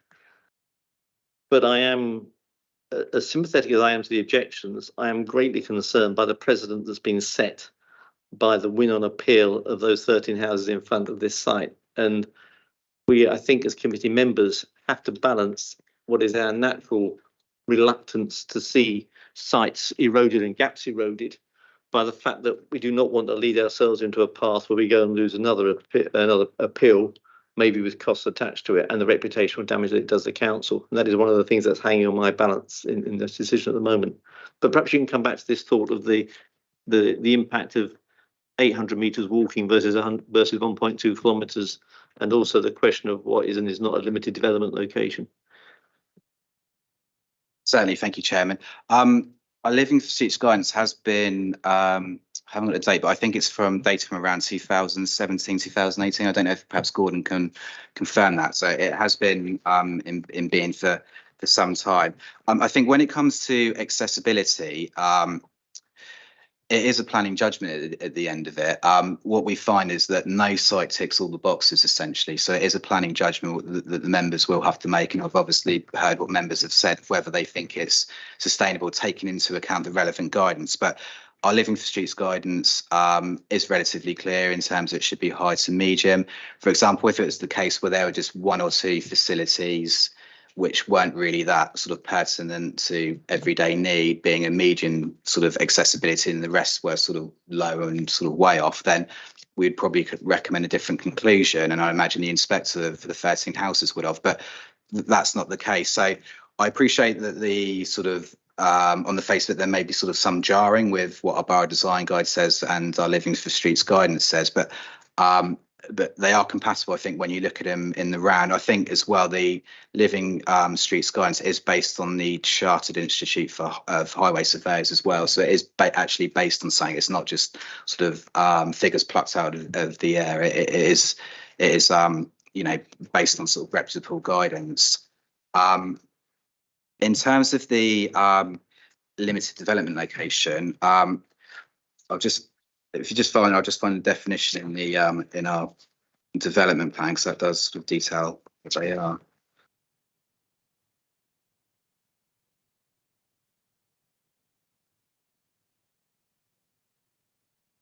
Just, yeah, so I'll just jump in when Mark is looking. In terms of accessibility, it's a really difficult one to look at, because where you get, even in urban areas, you could be quite a distance away from shops or a bus stop. Good practice is probably 800 metres and below, and we've tried to do that and secure that as part of the strategic development locations, but it's not always possible. And as Rochelle pointed out, we have no control over the market and where shops are going to be or where they're not going to be in a year's time. So even where you provide shops and those facilities, services to people, there's no guarantee they're going to be there in 5 years' time. So it is really difficult. And I think Mark's right to point out the Living Street. Obviously, you get to a more countryside location, which this is, the distances are likely to increase, but there is quite a number of, according to the update, there is quite a number of services within a reasonable walking distance. Whether people walk it is a different story. We all know most people drive to schools and drive to shops these days. So it is a difficult one to balance. So yeah, so the definition of limited development location in the MDD local plan. So I'll just quickly read it. It says limited development locations are those containing the basic range of services and facilities and are physically and socially cohesive. Within the development limits of these settlements, limited development would be acceptable. So as I say, so in terms of assessing that, putting sort of 5-year supply and plans after date to one side, I think you still have to do an on-the-ground assessment of what's nearby. And I think where this patch of Sonning is very close to Woodley, you have to then take into account Woodley, which is a major development location, because as I've sort of set out, there are a lot of facilities that would be walkable towards Woodley. So I think there does need to still be some balanced judgment when you do get something on the edge of a limited development location, but also very close to a major development location as well. Those things need to be taken in the round when doing an assessment regarding sustainability. Mark, thank you. I've got Al, then Tony, then Andrew. Stuart, I don't know if you want to add anything to this at the end as well. Okay, Al? Yes, let's go back to sustainability. Just picking up on page 39, paragraph 53, the inspector's report, and which is echoed in paragraph 51. I mean, it says here, located within convenient walking distance to bus stops on Butts Hill Road. If you walk to Butts Hill, if you walk from this to Butts Hill Road, you've got to walk over a railway bridge that has got no pavements. I mean, I can't see how that could be described as convenient. And likewise, the A4 Bath Road, the return stop from Reading, is on the other side of a 50-mile-an-hour dual carriageway that has got no pedestrian crossing. So I can't really see how that could also be described as convenient. Not that I wanted to, I'm not criticising the inspector here, but I'm not sure he did a site visit to on that. Anyway, that's my comment. I actually agree with you about the Butts Hill Road, because you're right, it is via the train bridge without a footpath. I wonder what he meant to say was Pound Lane, because the further up Sonning there are the bus stops on Pound Lane which go that direction. He didn't say that. I fully appreciate that. But when I was looking at it, I was thinking about and my colleague was thinking about the bus stops on Pound Lane over the other side of the A4. Going immediately to the A4, he does mention that in paragraph 12 of his report, and he says, if I just quickly read that, he says, pedestrian access from the site to the nearby Willowbank Junior School, Sonning Primary. Sorry, I'll start that again. Sonning Primary School is also within walking distance, and there is an existing pedestrian crossing across the A4. This crossing is reasonably close to the roundabout, and taking account of the overall distance to be travelled, it would not significantly discourage travel to this school by foot. So he did address the point about the A4, but I fully acknowledge what you're saying about it obviously being fairly busy road, but he did address that in his assessment.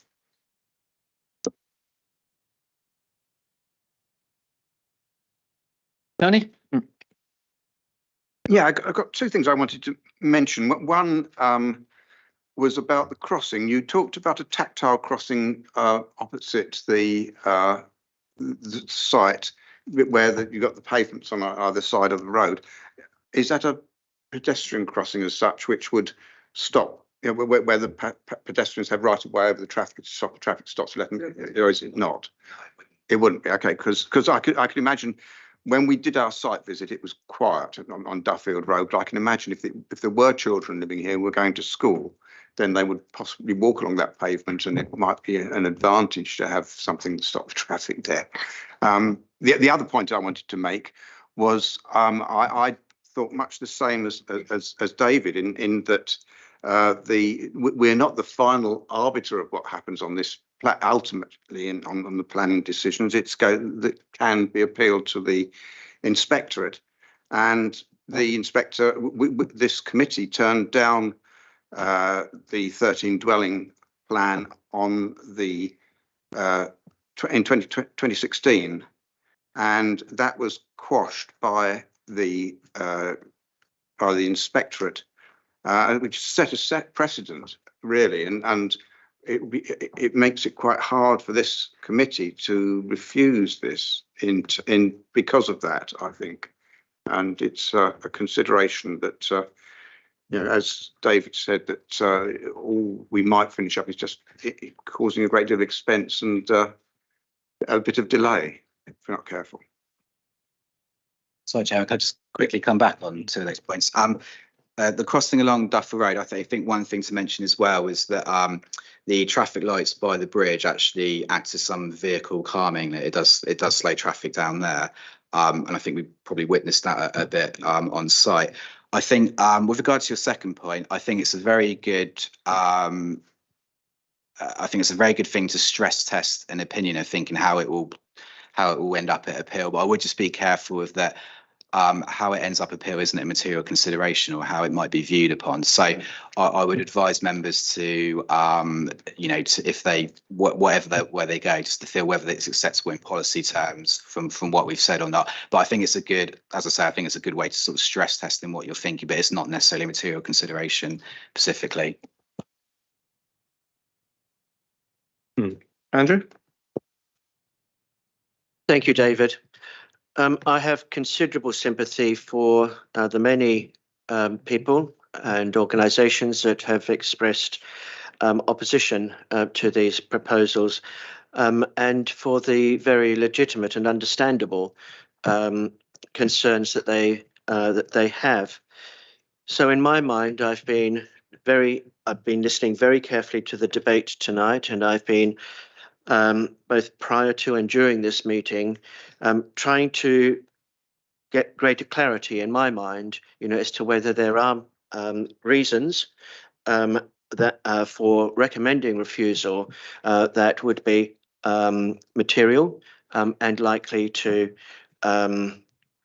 pass any future external scrutiny. So I'm just going to go through a few of the ones which I've considered, and my conclusion on each of them. Matters of pedestrian access and safety have been mentioned. I too have a number of concerns about the potential impacts of increased traffic volumes along Duffield Road and Pound Lane, and vehicle and pedestrian safety, including at the proposed new access point. But I note and I give very substantial weighting to the fact that WBC Highways have no objections subject to condition and legal agreements. And to go against highway officers' recommendations would require contrary empirical evidence that I don't believe we possess. There's been discussion about any potential role that this being designated as a limited development area might have. It doesn't seem to me, listening to the discussion, that could be given as or cited as a reason for refusal. It's clear that, and it's acknowledged in the officer's report, that none of the exceptions to CP11 apply here, but that we would still be required to demonstrate that there are significant harms that demonstrably outweigh, significantly outweigh the potential benefits. I'm not, in my mind, convinced, that we're able to do that. I raised the possibility that this might be somehow considered or be able to be considered under the umbrella of being a site of particular importance, perhaps because of its use as a leisure facility. And I've noted, for example, reference to the loss of golfing facilities in nearby locations. But it seems to me, listening to the debate and the officer professional advice, is that to go down the loss of a leisure route, or indeed loss of the buffer between Woodley and Sonning, might also not bear up to scrutiny. So that leaves us with just one, in my mind, avenue to consider, and that's the matter that's been raised again and again by multiple people, residents, members of this committee, and that's the issue of sustainability. Now, I respect your advice, Mark, and thank you very much, for saying, that the previous inspector, or a recent inspector's decision to say that the adjacent site was sustainable could only be used, or should only be used, as a kind of a stress test. Okay, and I think that's very useful advice to have imparted. There are, of course, considerable risks. Should this committee choose to include sustainability, as a reason for refusal, possibly even the only reason for refusal. That's something which members will have to make up their own minds on. At this point in time, I am minded very reluctantly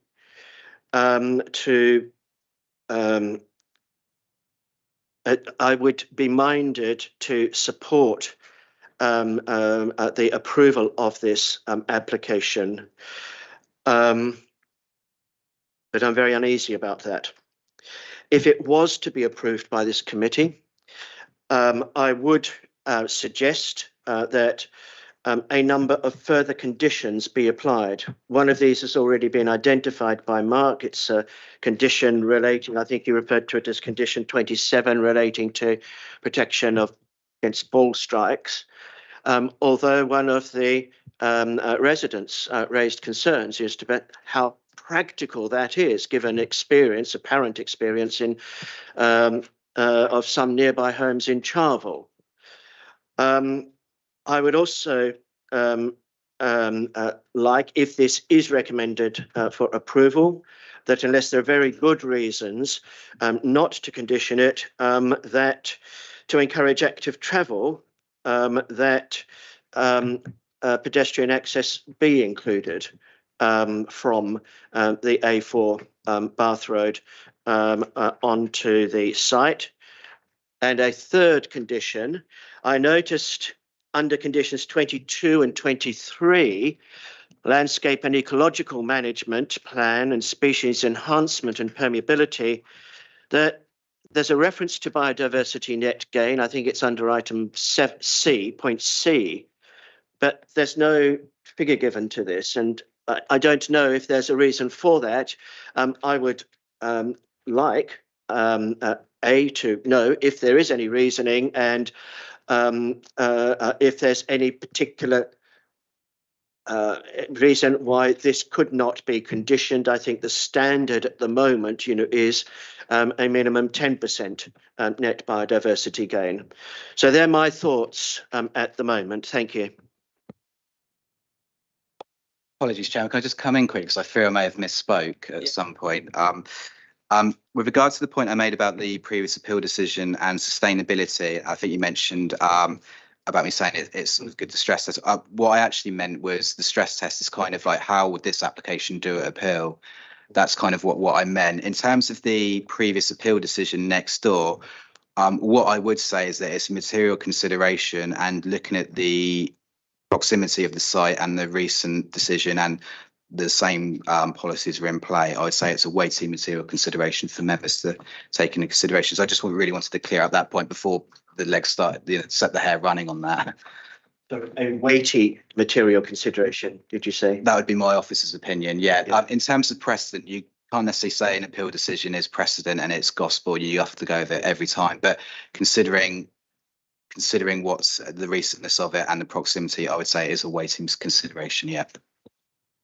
Mark, thank you. I'm conscious we've been addressing this for more than an hour, so we probably need to bring ourselves to some conclusions. But Stuart, you haven't spoken as yet, so please do so. Yeah? I just want to say two very short things. I agree with all the things that have been said.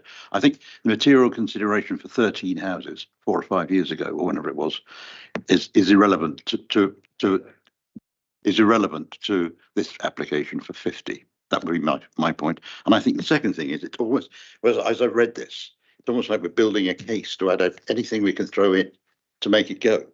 Even paragraph 5 of the update says the development that was set out the local plan update, it was proposed for 24. That isn't in the local plan. It was proposal. I was involved in that process. So it wasn't in the local plan update. It was proposed location. I'd just like to make those points. It's almost like we're building on something. So for me, I don't think this is sustainable. Stuart, thank you. Is there any final comment from anybody else? Okay, so we have to come to a decision as to whether we approve this application or whether we don't.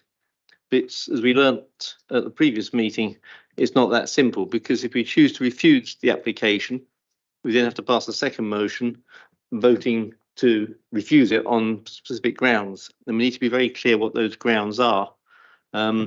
We've talked a lot about CP11. I mean, if I'm listening to what I've heard, and I totally sympathise with Stuart's summary at the end. I don't wholly agree, but I totally sympathise with the fact that there's a danger we start to build precedent by accident in what we do. But to some extent, some of that precedent has been set for us. It has been considered, at least, as a potential development location. It hasn't got any formal status, but it has been considered, and other developments have been approved around it. So if we choose to turn or refuse the application, we then have to state on what reasons we are voting to do so. Most of the arguments that I've heard us come up with this evening have been around the area of sustainability, and particularly the distance from facilities. And I have sympathy with that. But the site in front of in an almost identical location, right in front of these houses, of 13 houses, in terms of sustainability, did win on appeal. And as much as we may regret that, and I am particularly concerned about setting a new precedent of 1.2 kilometres being the measured distance for sustainability to shops rather than 800 metres. But if we decide to refuse the application on that basis, we've got to make sure we don't serve the officers a bit of a hospital pass at any particular appeal. And I am very concerned about that. And I won't state my preference as we go round, so I don't think it's for me to lead the committee, because I think we need to think very carefully about that option. So I just make the point that, I mean, the thing about the 13 houses, that was the first one, and now we've added 57, and now we're adding 50. So the situation now is completely different from when the 13 was, the inspector considered the 13. But they're still the same distance from the shops.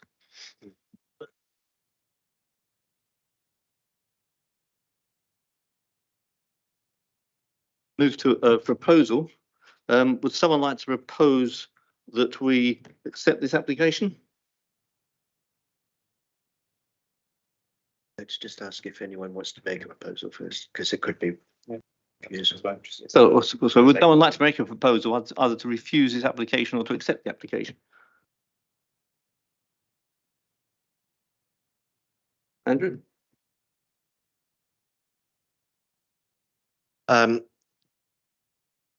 the reasons that I elaborated just a few moments ago, I would like to recommend that we approve this application.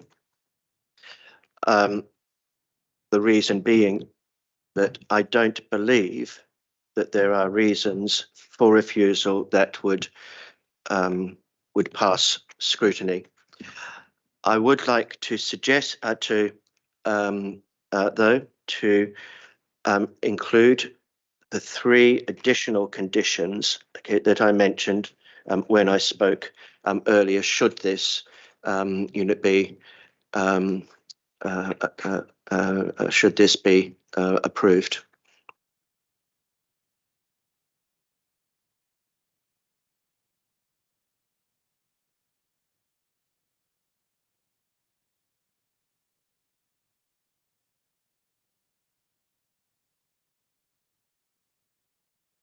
One was part of a section 106 rather than a condition. I think there are a number of conditions mentioned. The ones that I've got were the section 106 about public access to the land being by right of way, a condition to mitigate the impact of ball strikes, the general drainage conditions to be included, and a condition about the biodiversity net gain of 10% to be demonstrated. Those were 4 that I had. I don't think I've missed anything. That's the section 106 for public access. Be through the site rather than from the A4. It'd be from the development site onto the land, so the road couldn't be private. David.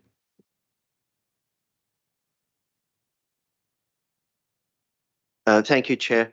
I think that Wayne has raised an important point, and I don't know if we have a legal officer with us tonight, but is it possible for the committee to impose a condition that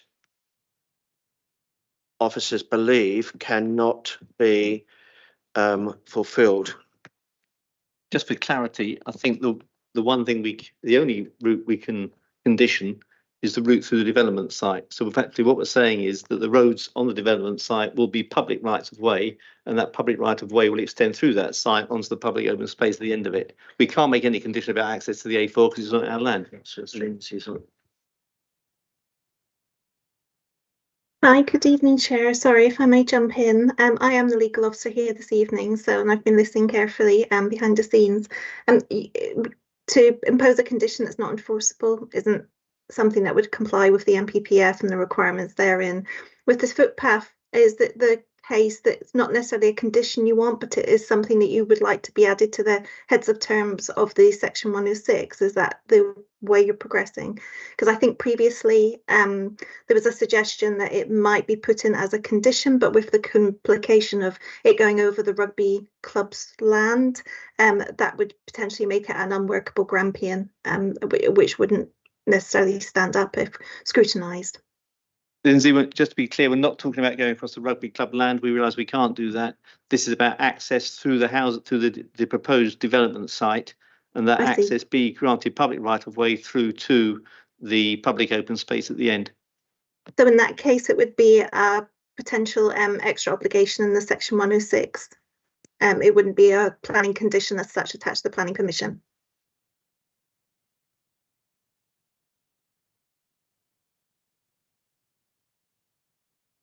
So we have 3 conditions, which I think Mark and one between them have noted. Yeah, can I just go back to the BNG one? Because obviously there's the legal requirements 10%. Looking at the report, they've suggested that they'll probably head towards the 20% mark. So I wouldn't want to put a condition on. So we've got a condition for landscape environment management plan in here somewhere. Where is condition 22? And that will probably set out how they are looking to achieve BNG. essentially. So I think if that condition 22 that controls the LEMP is probably sufficient. We don't need 1 or 10% because actually if they're going over and above, we don't want them to come back. Essentially, a golf course will be a very low starting bar, so it's very easy to hit the 10% and easy to hit the 20% for them. So I think I would be reluctant to put a condition on saying 10% because that's a legal requirement anyway. So where is the reference to the potentially hitting 20%? So PNG? paragraph 72, and it says paragraph 74. They have a net gain of 20.53, and then it potentially comes down. But thank you. Yep.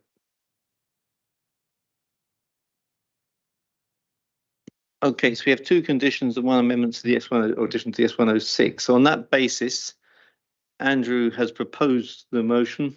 Rochelle has seconded it. So I'm going to go around the table and ask people to vote for or against. I'll start with Stuart and we'll work round. Okay, we'll just do it similar. Do a show of hands. Those who are in favour of the motion, please raise your hands.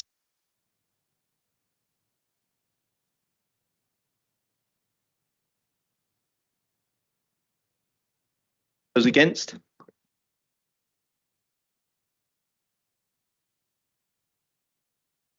Therefore, the motion is carried. Thank you.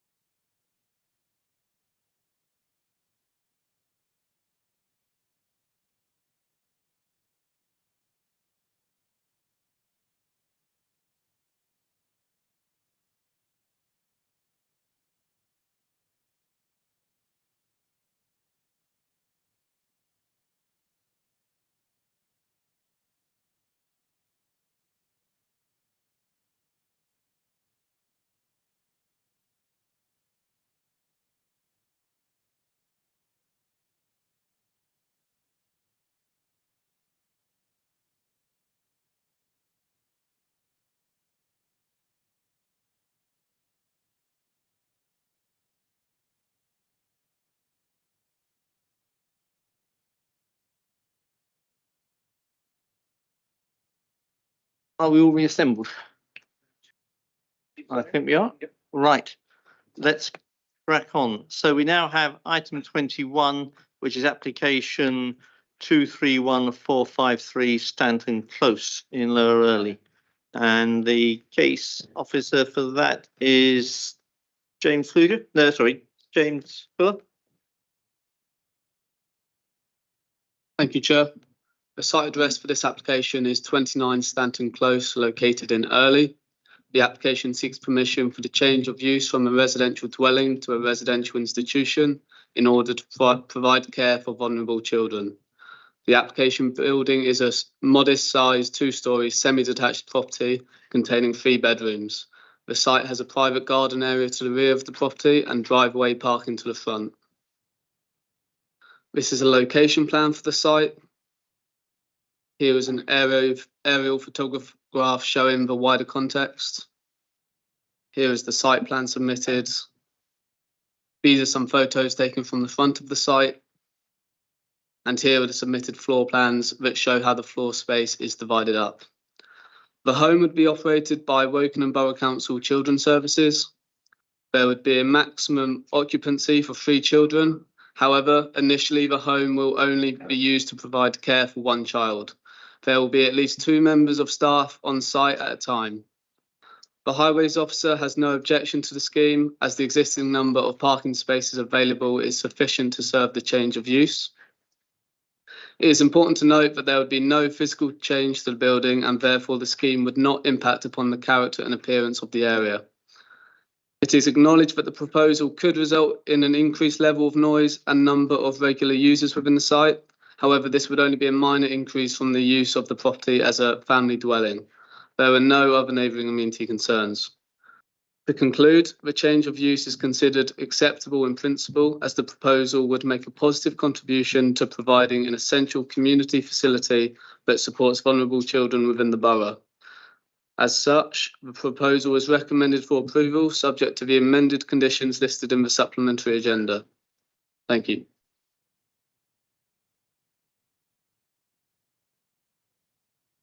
James, thank you. I now have Nathan Whiteley on behalf of the applicant, please.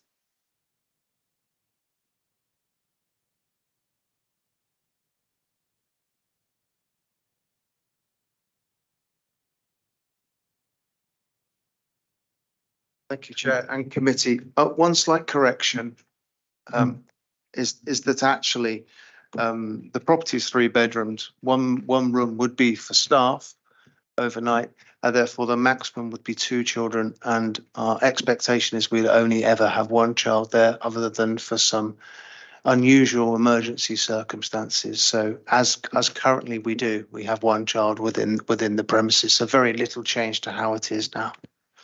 I've got a little bit of background, and then I will just talk about some points, if that's okay. I have 3 minutes, Chair, or 2.5 probably now. Currently, Wokingham children in residential care are placed many miles from home. The distance can have a real impact on the child, the team around the child, and the child's family. Additionally, the social worker and team's ability to respond quickly and regularly to the needs of the children is inhibited and impacts on their ability to build what is the most important thing, which is a trusting relationship. Children can feel isolated and abandoned because of this, and the family will feel a greater sense of separation, and that can impact on a child, which is always our hope, to returning home. Being out of the local authority often leads to difficulty in adequately supporting the child's health needs and educational needs, because that's often out of our control. As well as the emotional and practical impact, placing children away from Wokingham presents a huge budgetary challenge at a time when high costs of independent provision and the increased cost of social work and support time is having a huge impact.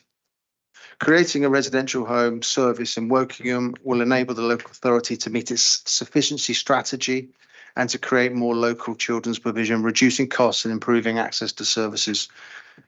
In light of the above, the proposal at the home forms part of the local sufficiency for children in care, which was approved by Executive in June. It also explicitly supports the policy CP2 of Wokingham's adopted core strategy by way of contributing to the provision of sustainable and inclusive communities by the coordination and services to address the needs of vulnerable children, young people and families within the borough. Due to the size of the property and the needs of the children being considered, our intention is just to have 1 child, as I've mentioned, within the property. This will limit the visitors to the home and any potential disruption caused. The staffing numbers at Stanton Close will comprise a registered manager that will oversee the 3 homes that we're planning to open, as well as assistant managers assigned specifically to that home.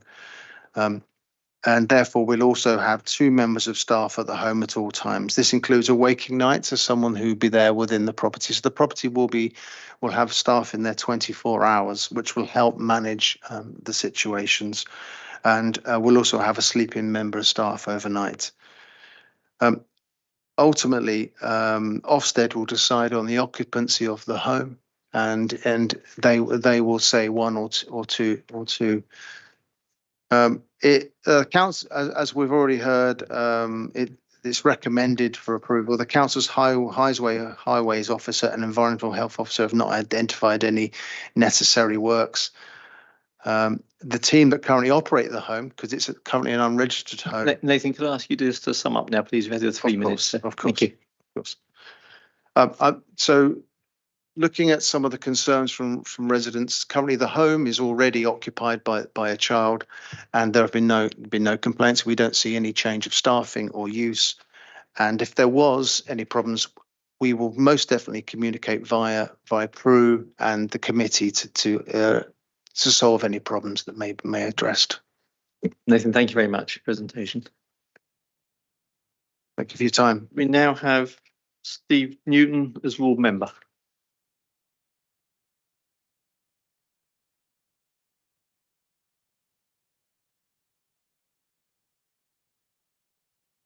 No, I don't think you can, Steve. Sorry about that. No, okay. And can I remind you, you also have 3 minutes and not the 6 minutes which we generously gave to the previous application. Thank you, Chair and members of the Planning Committee. I'm here as one of the ward members for Maiden Early, but as per my declaration of interest, my wife and I are foster carers for Wokingham Borough Council, so I perhaps have a little more exposure to the children that we look after than some other members do. I am very supportive of trying to house WBC's looked after children within the borough, and I am very supportive of this initiative, although as we've heard, there are clear differences between what has gone into the planning application and what Children's Services believe they're looking for. That's a concern. There needs to be a balance if this is to be successful, and we are to achieve community cohesion between the homes and other residents within the immediate community. In correspondence and discussions with officers, I've established that this home is part of a free home project, which together will be licensed with Ofsted for a maximum of 6 children. The intention for 29 Stanton Close, as Nathan has said, is that it will primarily home 1 child with the potential for a 2nd child on a short-term emergency basis. That is not what is in the planning application. All children are different and some are better behaved than others. So I certainly do not want to categorise all looked after children in the same way. This would be inappropriate and unfair, but nearly all looked after children have experienced trauma, and this can come out through behaviour, additional noise and other issues. Whilst I'm sure WBC will do its utmost to match children appropriately, there may still be times when they're a bit noisy, and in trying to provide a caring and supportive environment, not all of the measures that can be used within a standard nuclear family are available to carers. Residents have raised concerns about parking in the road, and I believe that this is a legitimate concern as per the photos that I've just provided to the chairman, which I took this afternoon. I took the last available parking space in the road, which happened to be opposite the property when I arrived. 2 cars were parked on the grass verges, and there was a van, which is not in the photos, parked on the turning circle at the end, which made it very difficult to get round. I'm therefore asking the Planning Committee to consider placing conditions on this approval. Firstly, if the Ofsted registration is changed in future, and secondly, if the operational reality changes and 2 children are planned to be placed here long term. Condition 1. That WBC considers adding a parking area to the front of the property in the front garden, which would allow up to 3 vehicles to be parked off-road. This can accommodate, say, 2 workers' vehicles and another vehicle, for example, that of a social worker, a relative, a professional or other visitors, without adding to the on-street parking situation. Condition 2, that WBC considers measures to aid community cohesion and limit potential nuisance impact to other residents, in particular that of the adjoining property. This might be in the form of some type of soundproofing to the adjoining wall and or community engagement from the manager with local residents. In conclusion, I do support this application and project, but I'm asking the committee to seriously consider and to support these conditions, which I believe will support long-term community cohesion and the long-term success of this home. Thank you. Stephen, thank you for your conciseness. Do we have any questions from the committee members? I've got Bill, Michael, I might have one myself. So, Bill? Yeah, one just a small point on page 72, paragraph 4. it does actually say facility for vulnerable adults as opposed to vulnerable children. Just a small point, but something I suppose should be put right in the minutes. Yeah. Yeah, so that condition has now been removed. So the conditions that are now relevant to the application are in the supplementary planning agenda. Okay. All right. I didn't read the supplement. There we are. No. Established. Okay, just one other point, and then it was brought up then about parking. I think one of the town or parish councillors actually mentioned about tandem parking as opposed to side-by-side parking. And I'm thinking that if there is a staff change through the evening or whatever happens of movement of those vehicles, it would mean that two people are actually being away from the property while they're moving the vehicles. And judging by the parking problems that seem to be in the area, it would be difficult for them to reverse off to change vehicles if they're parked the wrong way round. And I think there is no reason why we couldn't look at side-by-side parking rather than tandem parking. Thank you. Michael? Yeah, thank you, Chairman. Perhaps kind of reporting what Councillor Soane said. I'm just really after points of clarification, really. I do know Stanton Close very well. I used to have a lot of friends who used to live down there. They don't live down there now, so and it was not down that far of it. I mean, I know Stanton Close is a relatively narrow road, but please can officers assure me that the comments about road usage are correct. I'm referring to item 20 on page 77, and I got another point as well. It's near the top of the page.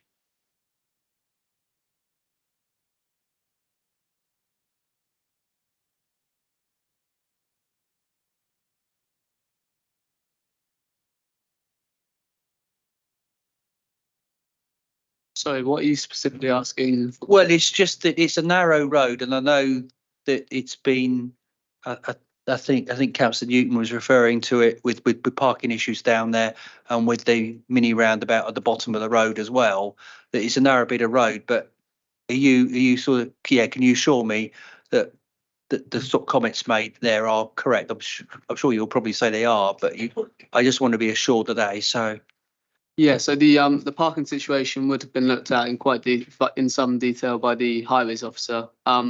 They've concluded that there isn't a need for an additional parking space, which is why it's not been put forward as a condition.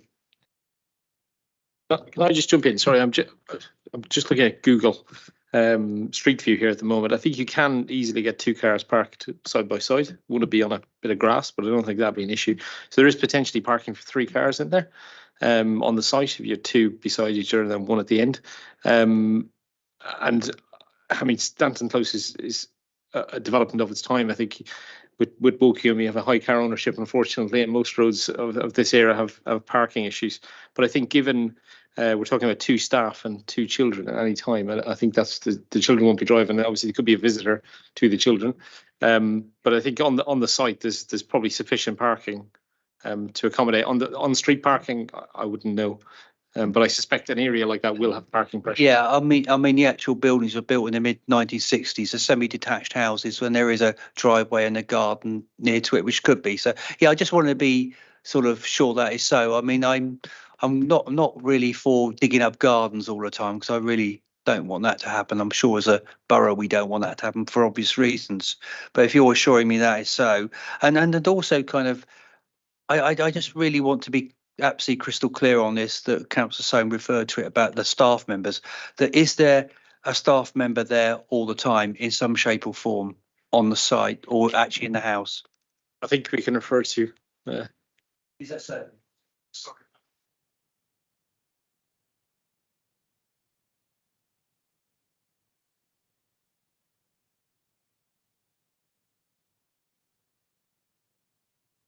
Just one other point. I think the other thing just to bear in mind is that the property is the council property. So if there's issues, there's been a commitment made tonight that we will sort them out as a council if there's complaints with respect to parking on the site. I think there is opportunity to possibly increase the parking area to the front, but I don't think you really need to do it, to be honest. Yeah, I mean, I kind of know there's not been any complaints so far, and there is one child there. So thank you. and I wish I could take that at absolute face value. Most of my postbag concerns council-owned properties in the borough and issues related to them, particularly parking. However, when I first saw the application, was minded to sort of pretty much go with it without question. I am, however, as chair of the committee, concerned about the process here. Consultation is a key part of planning.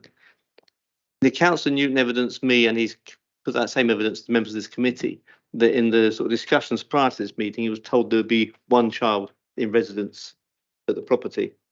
We then get the agenda published, and it says no more than 2 children at the property.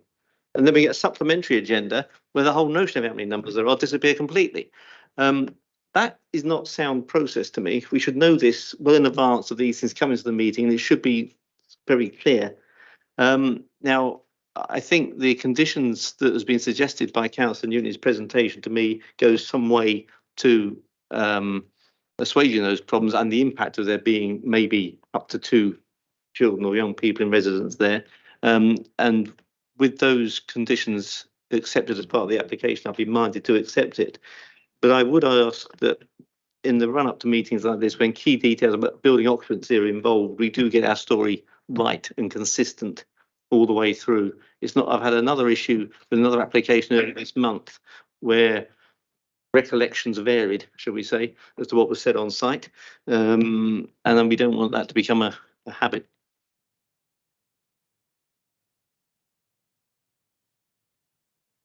Thank you, Chair. I'd like to begin firstly by just commenting on David's comments about process, and I do share some of those concerns. I think that we would all wish, I believe that all the officers, including those in children's services, would also wish, for applications to be approved before a change of use and occupation, of a facility took place.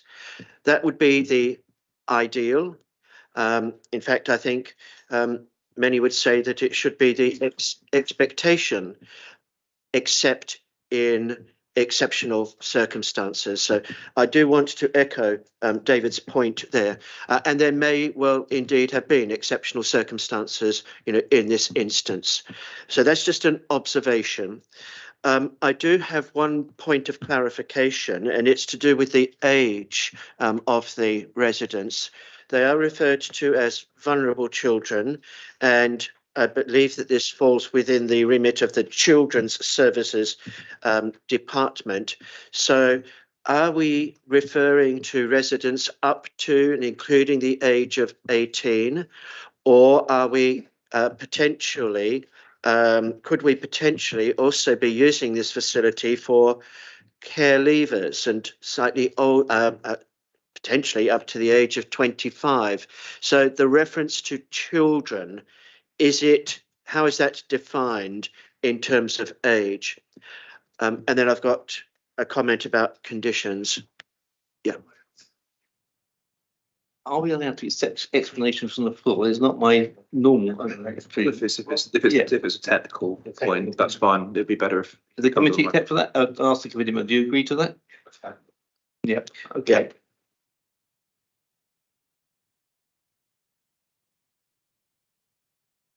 Thank you, committee. In our in social services consultation report, it in depth it talks about the child and the numbers. So I'm not quite sure why that hasn't been fed through. So I do apologise.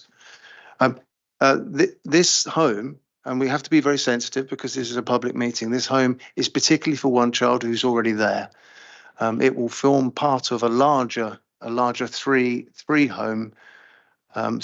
Maximum of 6 children in 3 homes. So ultimately, we don't ever expect another child to be here. But as part of that, they might just in the future, when this child moves on, potentially there would be room for 2 children. But ultimately, we only ever expect, and we're doing this so we can keep that young person within this home. Up to 17. So children's homes regulations stipulate that children by their age of 18 have to leave unless unless there's been further permission for a child to stay on whilst arrangements are made for their transition to adulthood. But no child can ever be in a children's home longer than the age of 18. So never into their 19th, but that's a very rare circumstance. It's up to 17. Thank you for that, Nathan. Could I also make a comment about some of the conditions that have been suggested by Councillor Newton? And I think Councillor Newton suggested that we might consider 3 possible conditions. I would like us instead to consider whether these may be presented as informatives rather than as conditions. I know we don't often in this committee present informatives, but in this instance, I think that might be worthy of consideration.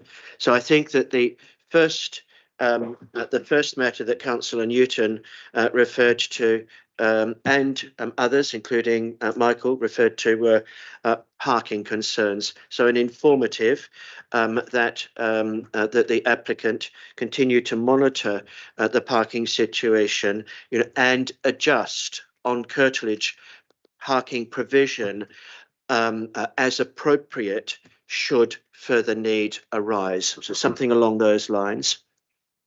The second area that Councillor Newton raised concerned possibilities of some noise mitigation methods, particularly along the shared wall, this being a semi-detached property. So again, I'm wondering whether we might consider an informative that the applicant continue to review, monitor the situation with respect to noise, and look to the implementation, of any mitigation methods that might, be considered necessary at any future point.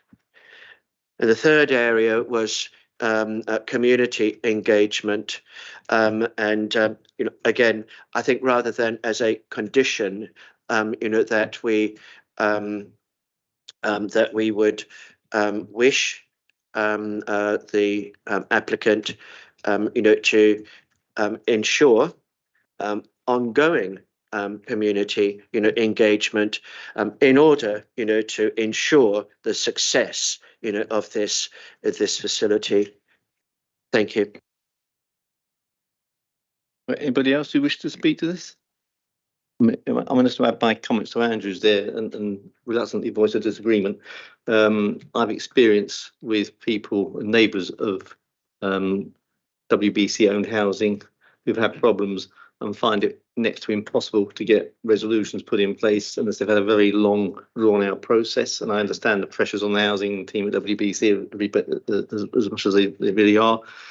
I think the community engagement piece could certainly be an informative, but I see no good reason why the other two shouldn't be conditions rather than informatives, to at least give the neighbours and other residents something to fall back on if they feel action needs to be taken place.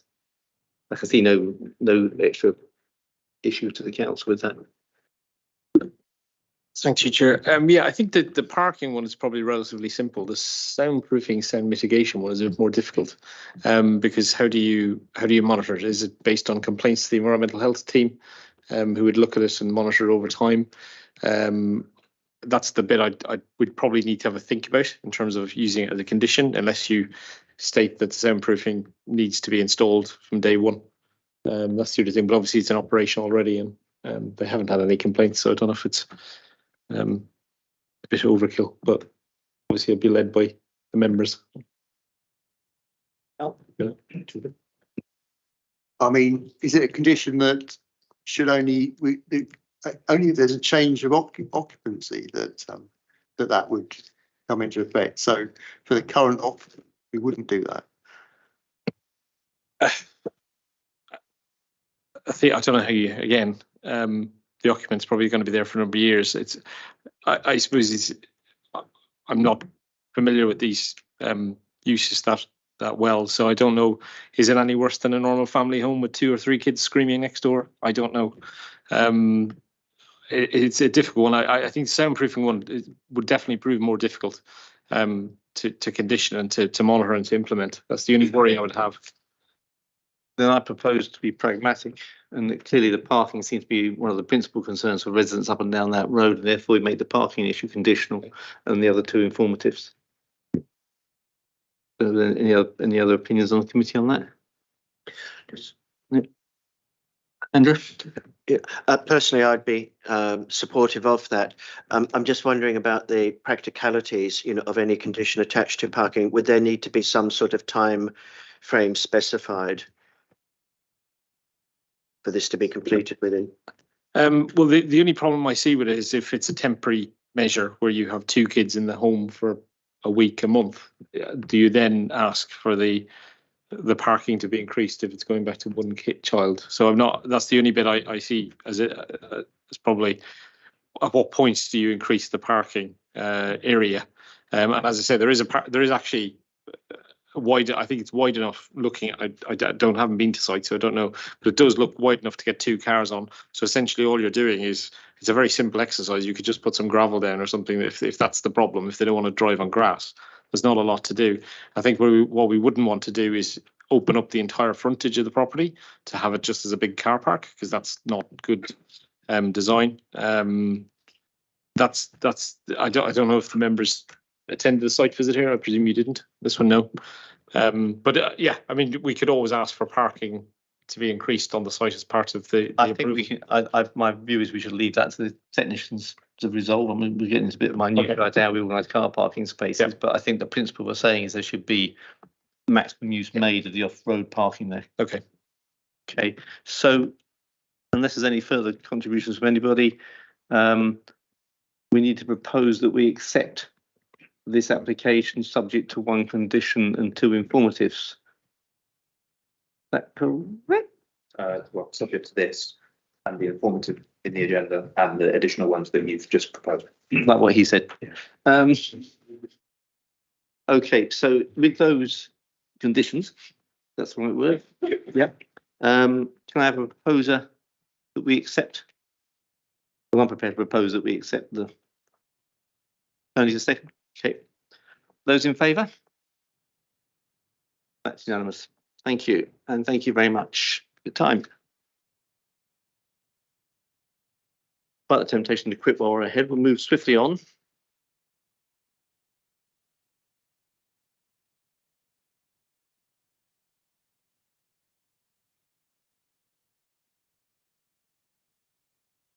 How have I managed to lose it, Jimmy? Thank you.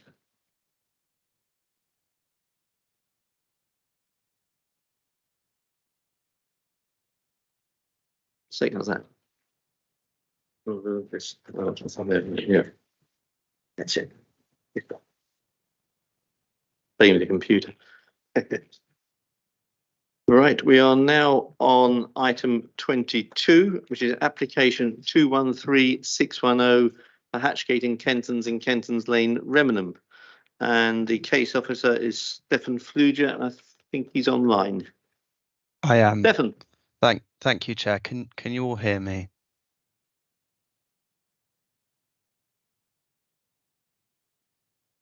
Can you all hear me?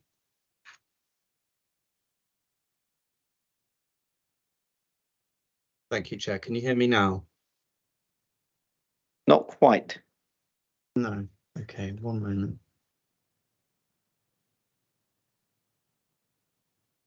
Am I clear now? Am I clear? That works for me. Everybody else okay with that? Yeah, okay, fine. that's fine. So I don't know, there was some issue with my headset there, so I'll take it off. Okay, thank you. So this is, at Hatchgate and Kentons Lane in Remenham. The application is for the erection of an estate management building, including gardener's accommodation and underground tunnel linking the estate building to the main house. The main house referred to is a house that the committee resolved to approve at Stroud's, which is part of the wider site, in May 2023. This ancillary building would be associated with estate management facilities in connection with that house. It should also be noted that the council has already approved the same scheme under an application submitted in 2017. So just to go through the relevant plans, this is the location within the borough. It's part of the wider Park Place site opposite Henley. So on this slide here, you can see the house that the committee resolved to approve in May. And these are the ancillary buildings here. These are the north and south elevations. One elevation is largely covered by a bund. These are the east and west elevations, so you can see the bund here. This is the floor plan. So outside you have machinery parking, general parking. You have gardeners accommodation within in this side of the building, and then various other facilities, including facilities, offices, and crafts rooms. And there would also be a tunnel to the house, which we've required further details for via condition. So this is the northern entrance to the site. The arrows there show where this photo is taken from. There are two entrances, one to the north and one to the south, which already exist. This from the other side of the gate. This is the southern entrance. I've noticed there is an error in the presentation here. This should be pointing down to here, to the southern entrance, as shown on these arrows. So this is from the other side. This photo is taken from where the arrows are pointing towards the south. And this is taken from where the building would be. And this is also taken from where the building would be facing east.